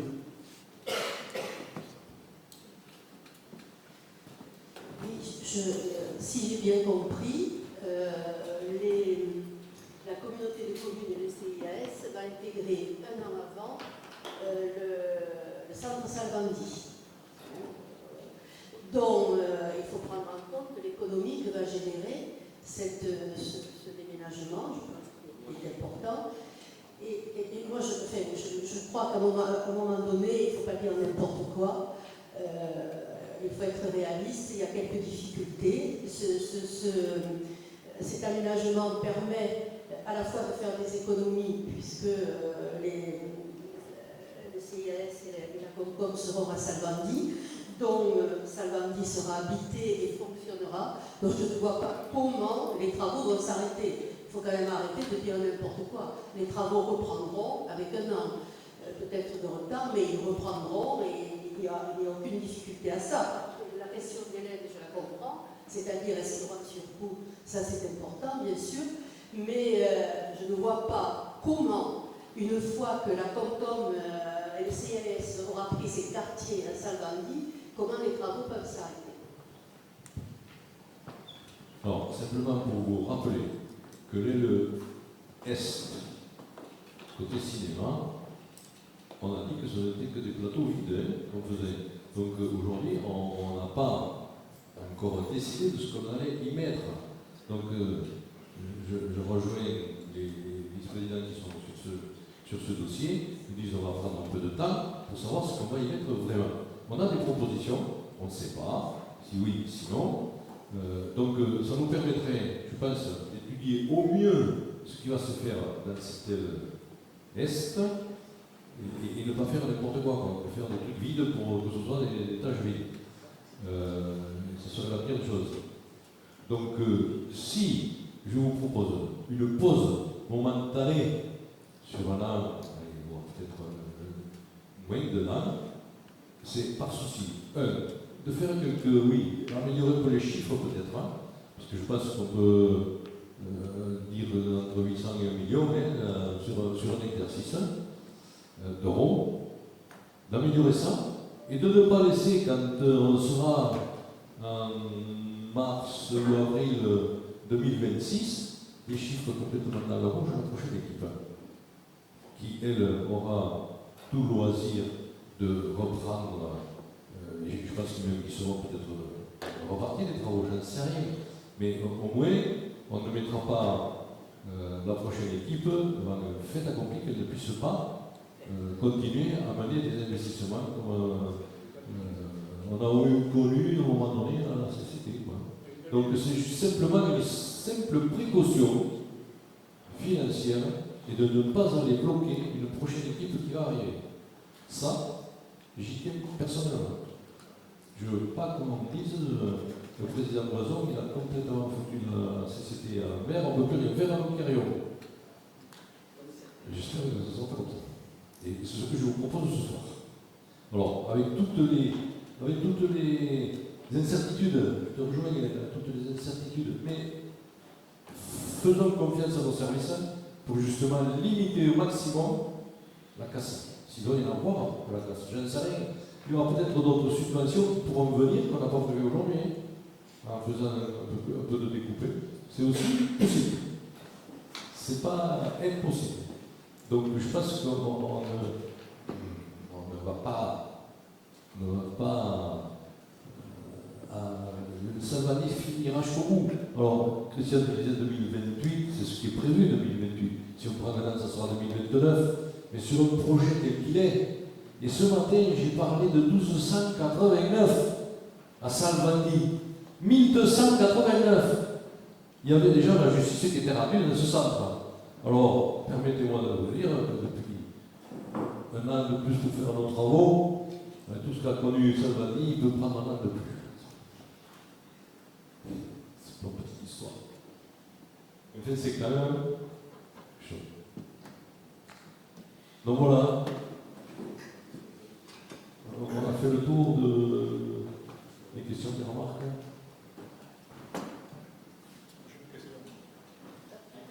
Qui c'est qui vous parle? Denis.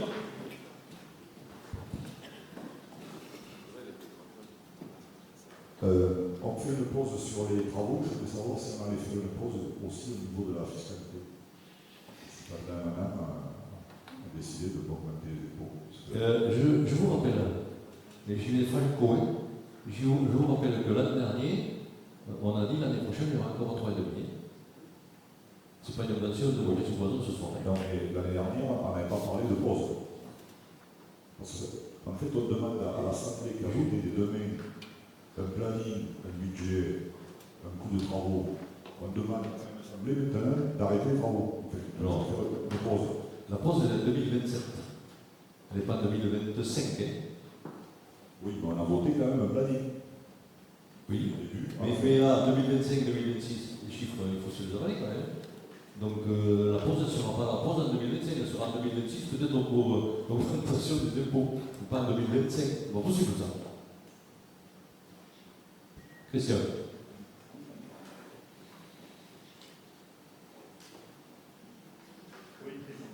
Oui, Président, je pense quand même que on peut être inquiet peut-être pour certains pour cette pause sur Salvani. Moi qui ne m'inquiète pas du tout, parce que comme je l'ai dit, nous avons assuré la continuité républicaine et j'espère que la prochaine équipe assurera la continuité républicaine.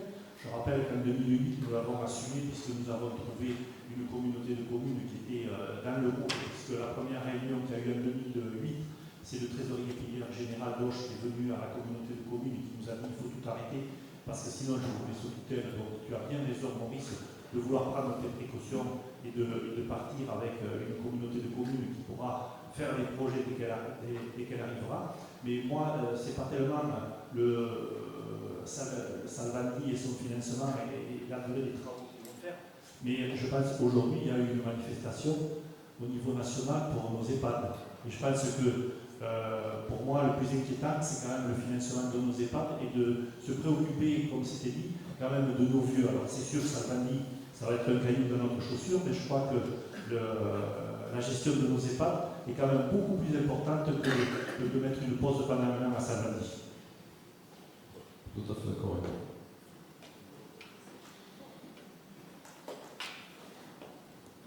Alors, autre remarque. Il y en a.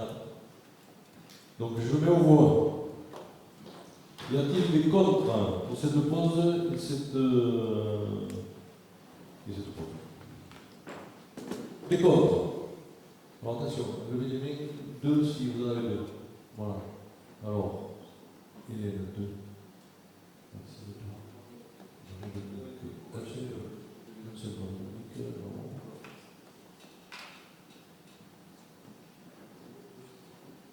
Maxime 2. Il est le 2.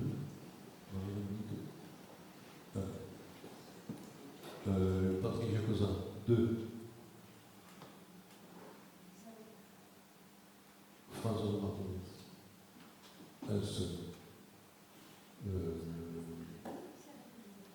Je sais jamais, excusez-moi. Isabelle, 1. Denis, 1. Et Jean-François, 2. Ça, c'est les comptes. Y a-t-il des abstentions? 2. Patricia et Pascal Feu. Pas de ce côté des abstentions. Pascal Faury et Patricia Spéron.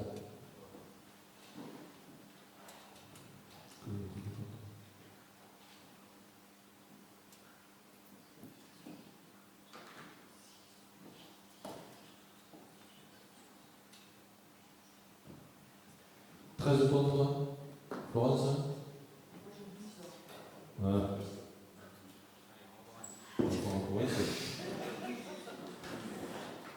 Je donne le.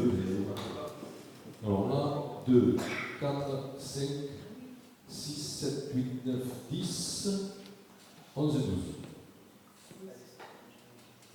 Peut-être 11 et 12. Alors.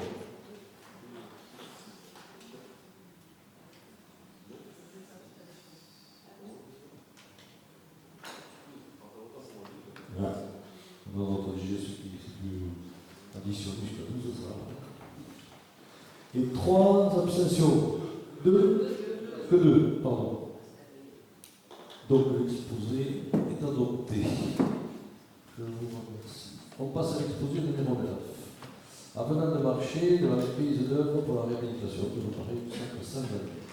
Donc là, on parle par rapport à la maîtrise d'œuvre qui avait donc donné des honoraires par rapport à la base de départ sur 9 600 à hauteur de 11,27%. Par rapport à tout ce que l'on a pu changer sur des avenants, un avenant à hauteur de 10 000 € pour la sortie de l'OT, justement, où il a fallu refaire les plans, un avenant sur le phasage, pareil, qui a coûté 6 000 €, donc là ça faisait déjà 16 000 €. Et aujourd'hui, la demande de la maîtrise d'œuvre, c'est de rattraper par rapport à tout ce que l'on a pu changer. Et si c'était carré en 2026, c'était pas prévu au départ. Donc des plans à refaire et tout ce qu'on veut. Par rapport à toutes ces modifications, il y a pour les phases 1 et 2 une augmentation d'honoraires de 68 000 €. Voilà. Et pour les phases 3 et 4, quand on les réalisera, il y a 60 000 € plus 40 000 pour le cabinet David Sist. Donc aujourd'hui, nous sommes considérés que les 68 000 € pour la phase 1 et 2, ça c'est... Mais je pense qu'on va voter l'ensemble, comme ça on n'y reviendra pas si on entame les 3 et 4 ans, ça sera fait. Donc je vous propose ces modifications par rapport à la maîtrise d'œuvre. Donc, et je vous rappelle que la commission d'appel d'offres, qui s'est réunie le 17 septembre, a émis un avis favorable. Y a-t-il des questions là-dessus? C'est une remise à niveau de la maîtrise d'œuvre par rapport à tout ce qu'on a pu modifier et changer jusque-là. Les questions? Non. Y a-t-il des contrats? Des abstentions? Je vous remercie. Groupement de commandes entre la commune de Condon, la communauté de communes et le CIAS pour le marché de la téléphonie et que la téléphonie. Donc un nouveau groupement de commandes, on propose un nouveau groupement de commandes pour la téléphonie. Le coordonnateur sera la commune de Condon. Et donc, je vous dis que ce n'est que pour le téléphone. Hein. C'est pour simplement avoir le meilleur prix par rapport à tout ce qui est téléphonie. Qui marche plus ou moins bien chez nous aussi, il faut le dire. Mais bon, j'espère que ça marche. Des questions là-dessus.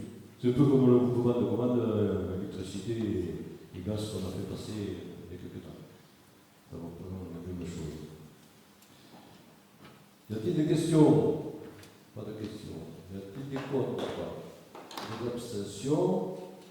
Je vous remercie. Cette convention sera donc tripartite. C'est ça? Donc c'est Sandrine qui signera pour l'unité de commune, moi pour le CIS. Et Jean-François pour la commune de Condon. Exposé numéro 11, commission consultative des achats pour le groupement de commandes entre la commune de Condon, la commune, et on reprend sur le même terme, et donc il nous fallait, par rapport à cette commission d'appel d'offres, un titulaire et une suppléante qui ont été déjà désignés, ou qui s'étaient auto-désignés pour la plénière. Le titulaire, c'était Jean Rodriguez, et la suppléante, Mme Cécile Laurent. Y a-t-il des remarques là-dessus? Non. Y a-t-il des contre?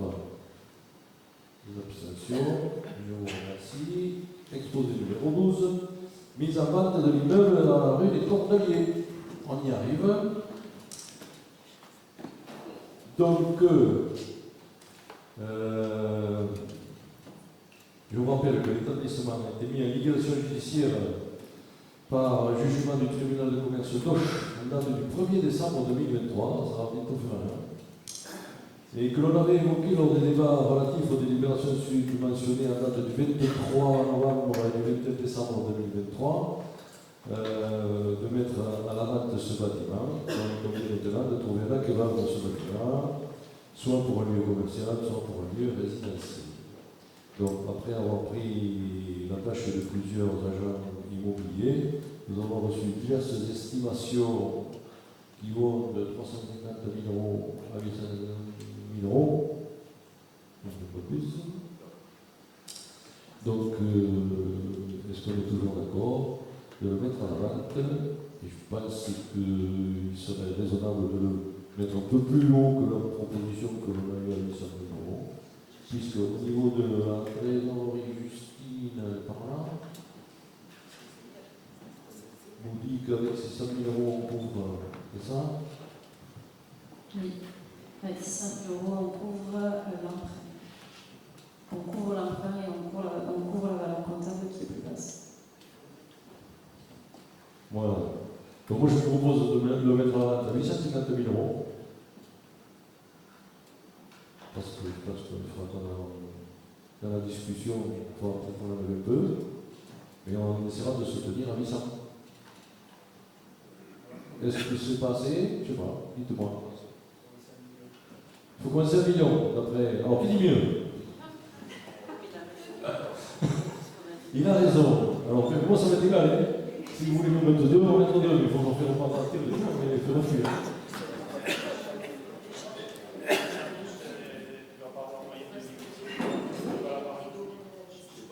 850.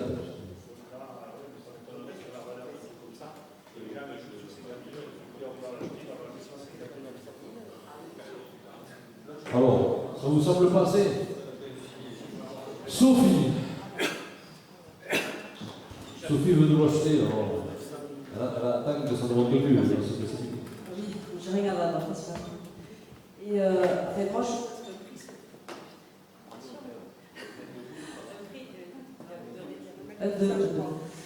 non, mais c'est une fréquence qui.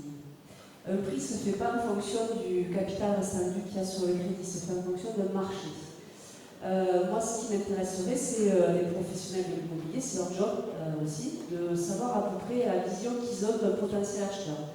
Est-ce qu'ils voient plutôt quelqu'un pour leur résidence principale, pour un projet pro? Parce qu'effectivement, tout ça, ça fait une différence, on va dire, sur effectivement un prix potentiel de vente. Et ce qui peut nous sembler général aujourd'hui, quelqu'un qui vient d'un territoire différent va trouver ça certainement voilà, un prix tout à fait raisonnable. Donc, je pense qu'il ne faut pas se substituer au potentiel acheteur. Pour autant, si on part trop haut, on va perdre un temps fou. Donc, l'idée, moi je ne connais pas le bâtiment, mais je ne suis pas professionnel de l'immobilier, mais c'est effectivement d'être au juste prix et effectivement pas trop bas non plus, parce qu'après tout, c'est pas parce qu'il ne reste que 800 000 qu'il faut le brader à 800 000. Voilà. Donc je pense qu'il faut être resté ouvert au potentiel acheteur et à son état d'esprit. Bon, les différents agents immobiliers qui sont passés, tu vois, la fourchette, c'est 350 €. C'est énorme. Mais bon, comme tu dis, c'est pas. On va plutôt s'approcher de celui qui nous a dit 800 que de celui qui nous donnerait 350. Pardon? Alors, qu'est-ce que c'est comme. Très clairement, il y a deux types d'acheteurs possibles, soit professionnels, pour lesquels il n'y a pas nécessairement beaucoup de travaux, même s'il y a des sujets sur l'isolation, sur le coût de fonctionnement de l'établissement. Après, il y a aussi le client qui veut s'acheter un hôtel particulier, là pour le coup, il y a beaucoup plus de travaux à faire pour créer les salles de bain et machin, parce que c'est un restaurant. Un restaurant pour faire l'habitation, il y a beaucoup plus de travaux. Voilà, c'est les deux clientèles qui sont traitées.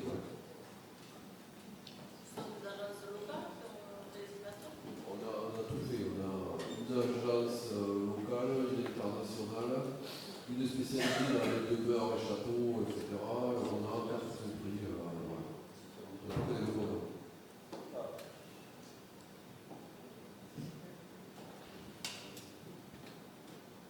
On vous propose de proposer à divers agents immobiliers des locaux et comme immobilier international et plus grand pour ce qu'il en est. Donc, alors, est-ce qu'on revoit cette mise à prix là? Vous pensez qu'il faut aller plus haut que ce 850?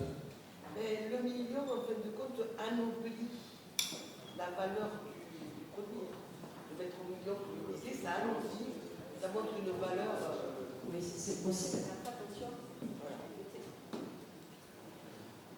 Mettons-nous aussi à la portée de l'acheteur, c'est-à-dire qu'il faut penser que celui qui va acheter, dans la vision qu'il va avoir, il va y avoir les frais d'agence et les frais de notaire. Les travaux, si on l'affiche, on ne va pas les diviser comme ça. Qui que ce soit, il ne va pas en détail. C'est-à-dire que le coût de revient pour l'acheteur, ça va être un sujet. Donc effectivement, rester au juste prix. Ouais. Pas être trop gourmand. Il ne faut pas être trop gourmand si on veut appâter. On l'a. Dans un village comme le mien, une villa s'est vendue il y a 3 mois, 850 000. Et quand je vois la villa par rapport à cet établissement, il n'y a pas de comparaison. Et il y avait le potentiel historique de Bretagne. Sauf que c'est pas une villa, il y a 400 ou 500 000 € de travaux si tu veux faire une habitation. Ça fait 700 mètres carrés. Donc 1 000 € de mètre carré pour une habitation, ça fait 700 000 € de travaux. L'estimation de Noël Florence, tu te rappelles? Voilà, merci. L'estimation des domaines en 2021 qui date un peu. On n'a pas redemandé volontairement parce qu'on attend d'avoir l'acheteur pour pouvoir négocier. C'était 850 000 en 2021.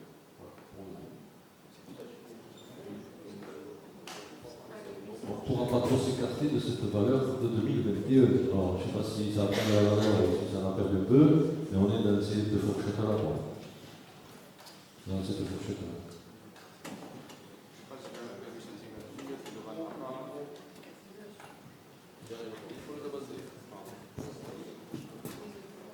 Oui, moi je pense que si on le demande, si on met à la vente, on ne le vendra pas. Oui, c'est pour ça que je vous dis qu'il faut partir assez haut, parce que dans la négo, jamais on en rajoute, on en enlever. Alors, Sandrine propose 900 000 euros.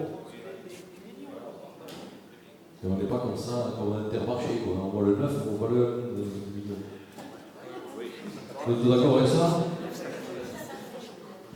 Allez, on le met en prix, mise en prix 900 000 euros. Y a-t-il des contre? Des abstentions? Je vous remercie. Après, nous allons passer au tour du numéro 13, la modification de la délibération 2024 du 01-07, en date donc du 1er février, portant la révision du régime indemnitaire tenant compte des fonctions et suggestions de l'expertise et de l'engagement professionnel, le RICEF. Vous avez entendu parler, ça va être une délibération qu'il nous faut un peu modifier puisqu'on a été retoqué. Philippe? Oui, je vais le voir.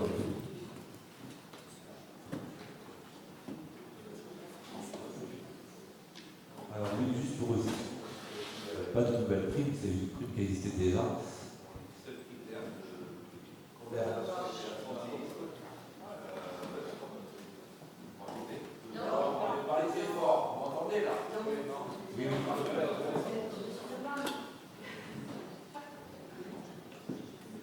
Est-ce que là vous m'entendez?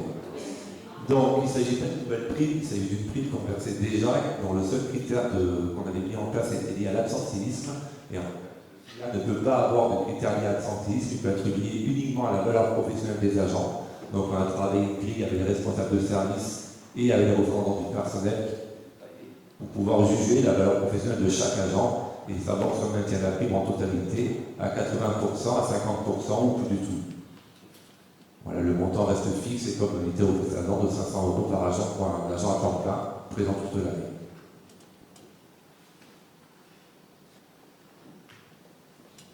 Des questions?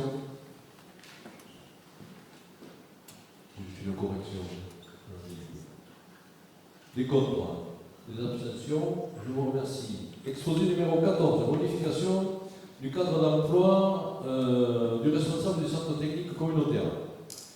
Nous avons un agent qui a eu une promotion interne au grade d'agent de maîtrise et d'un agent responsable du centre technique communautaire. Son dossier ayant été retenu par le centre de gestion du GERS, il est nécessaire de transformer un poste d'agent technique en un poste d'agent de maîtrise à temps complet. Voilà, une promotion de l'agent. Question? Des contre? Des abstentions? Je vous remercie. Exposé numéro 15. Dématérialisation des bulletins de paie et d'indemnité. Philippe. Il s'agit tout simplement de proposer aux agents de la communauté de communes et aux élus de percevoir leur bulletin de salaire par voie électronique. Et donc du coup, on met en place un coffre numérique individuel pour les agents uniquement qui le souhaitent et les bulletins de salaire seront envoyés uniquement sur cette plateforme-là à compter de janvier 2025.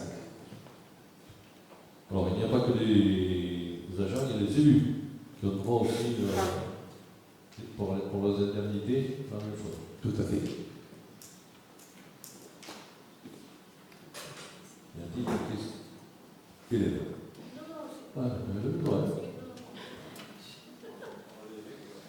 Pas de questions? Y a-t-il des contre? Des abstentions? Je vous remercie. Exposé numéro 16, la taxe additionnelle du conseil départemental du Gers sur la taxe de séjour.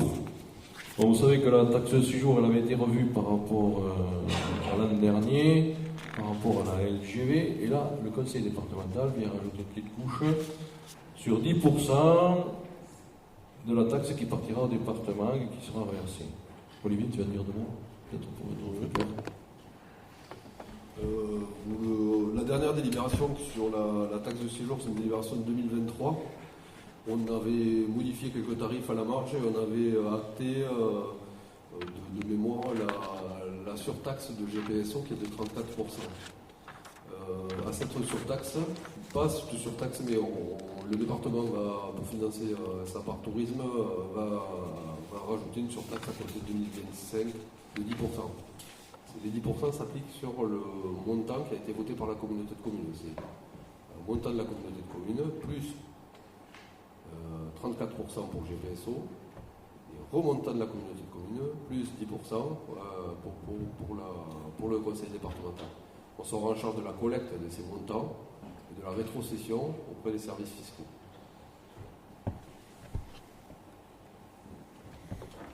Question. Micro. Un micro pour Christian, s'il vous plaît. La technique.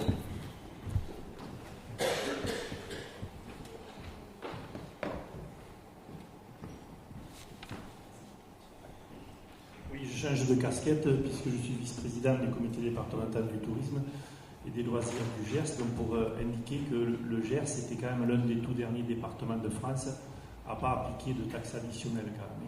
Je brûle la préséance à monsieur le conseiller départemental, mais le Gers était l'un des derniers départements, et notamment entre Aquitaine, Nouvelle-Aquitaine et Occitanie, c'était le dernier département à ne pas l'appliquer. Donc je rappelle quand même que c'est nos touristes qui la payent dans leur location, et donc c'est pas quelque chose de spécifique au département du Gers, puisque c'est appliqué maintenant pratiquement dans tous les départements de France. D'autres remarques là-dessus? Non? Y a-t-il des contre? Des abstentions? 1, 2, 3. Ah, il y a 2 fois. On retrouve les mêmes que tout à l'heure? Non, tu peux les donner par un. Allez. Hélène, 2. Maxime, 2. Marie-Dominique Ramon, 1. Tout seul. Patrick Jacosa,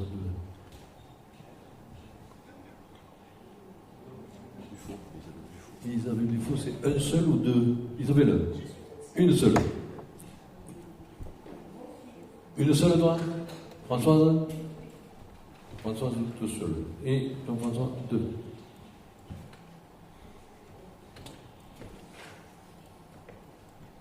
Comment que ça fait? 7, 8, 9, 11. 11? Ok. Y a-t-il des abstentions? Il n'y a pas d'abstention. Je vous remercie.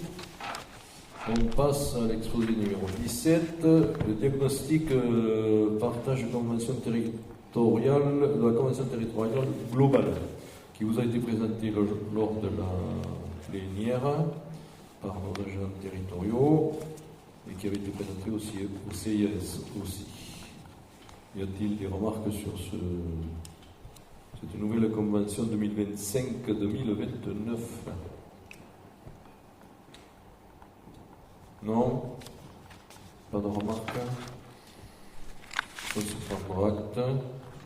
Je réponds quand même, il y a des contre. Des abstentions, je vous remercie. Exposé numéro 18, la présentation du rapport d'activité 2023 de la communauté de communes. Vous avez feuilleté le rapport.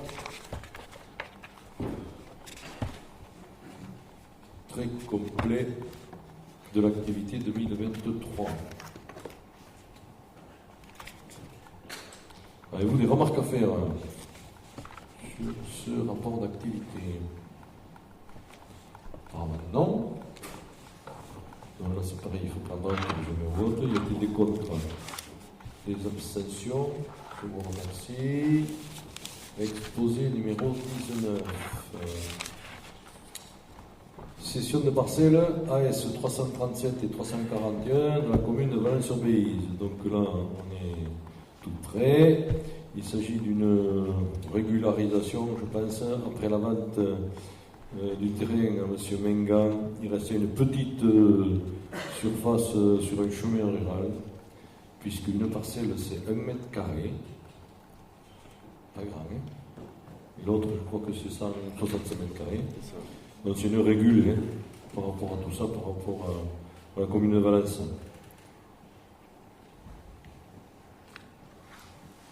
Pour l'euro symbolique, qui va coûter plus cher dans le Paris. Mais bon, il faut le régulariser. C'est pas Maïté. Y a-t-il des questions? Des contre, des abstentions? Je vous remercie. Exposé numéro 1. Modification du règlement du SPANC. SPANC, l'assainissement non collectif. Donc, vous propose de fixer la période de contrôle périodique à 10 ans, alors qu'il était à 6 ans. De le passer à 10 ans à partir de janvier 2025. Et je pense qu'il faudra qu'on revienne là-dessus, avoir de Pierre, pour d'autres choses à faire. Et pour le moment, on allonge la période de contrôle. Y a-t-il des questions? Pas de questions. Y a-t-il des contre? Des abstentions? Merci. On passe à l'exposé numéro 21. Alors là, c'est une décision modificative du budget principal de la CCT. Je me tourne vers Justine. Nicole, trésorerie chez nous, comptable. C'est la dernière de Nicole. C'est une décision modificative technique en fait qui permet de rembourser le remboursement des avances en fait qu'on a accordé à nos prestataires sur le marché Salvandi. Donc on fait une opération d'ordre au 0,41 avec une recette de 86 455,21 et une dépense pareil d'ordre au 23,13 de 86 455,21. Des questions sur cette DM1? Y a-t-il des contre? Des abstentions? Je vous remercie. Justine garde le micro pour nous parler de la DM du budget annexe de l'aérodrome de Véret à l'exposé numéro 22. C'est une décision modificative plutôt d'ajustement. On a réalisé un chantier sur du PMR où certaines dépenses sont parties sur du fonctionnement. Donc on augmente le fonctionnement de 680 €. On augmente également les charges financières puisqu'on a des emprunts à taux variable et on récupère donc cette somme sur le virement qu'on avait fait à la section d'investissement. Pas de questions? Des contre? Des abstentions? Je vous remercie. Exposé numéro 23. Modification de l'annexe du règlement budgétaire concernant la définition des règles de fixation des durées des amortissements et l'immobilisation. Justine.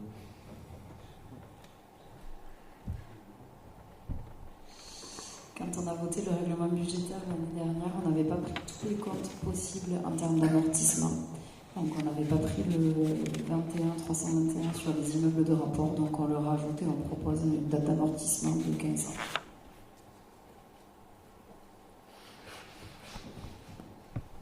Des commentaires?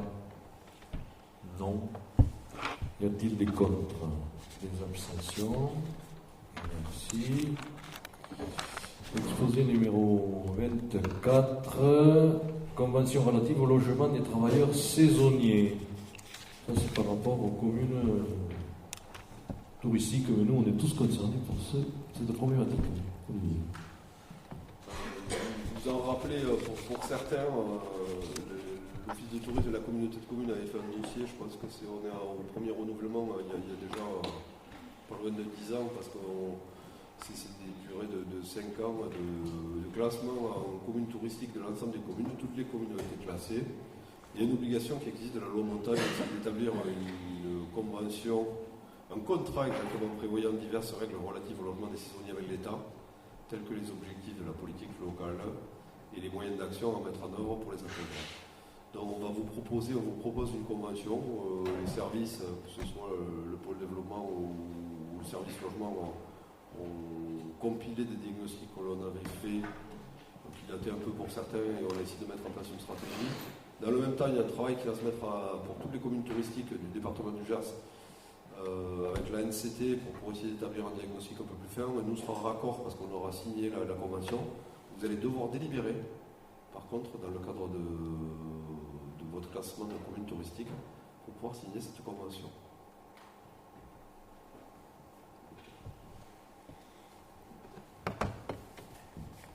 Est-ce que ça appelle des questions? Apparemment non. Y a-t-il des contre? Des abstentions? Je vous remercie.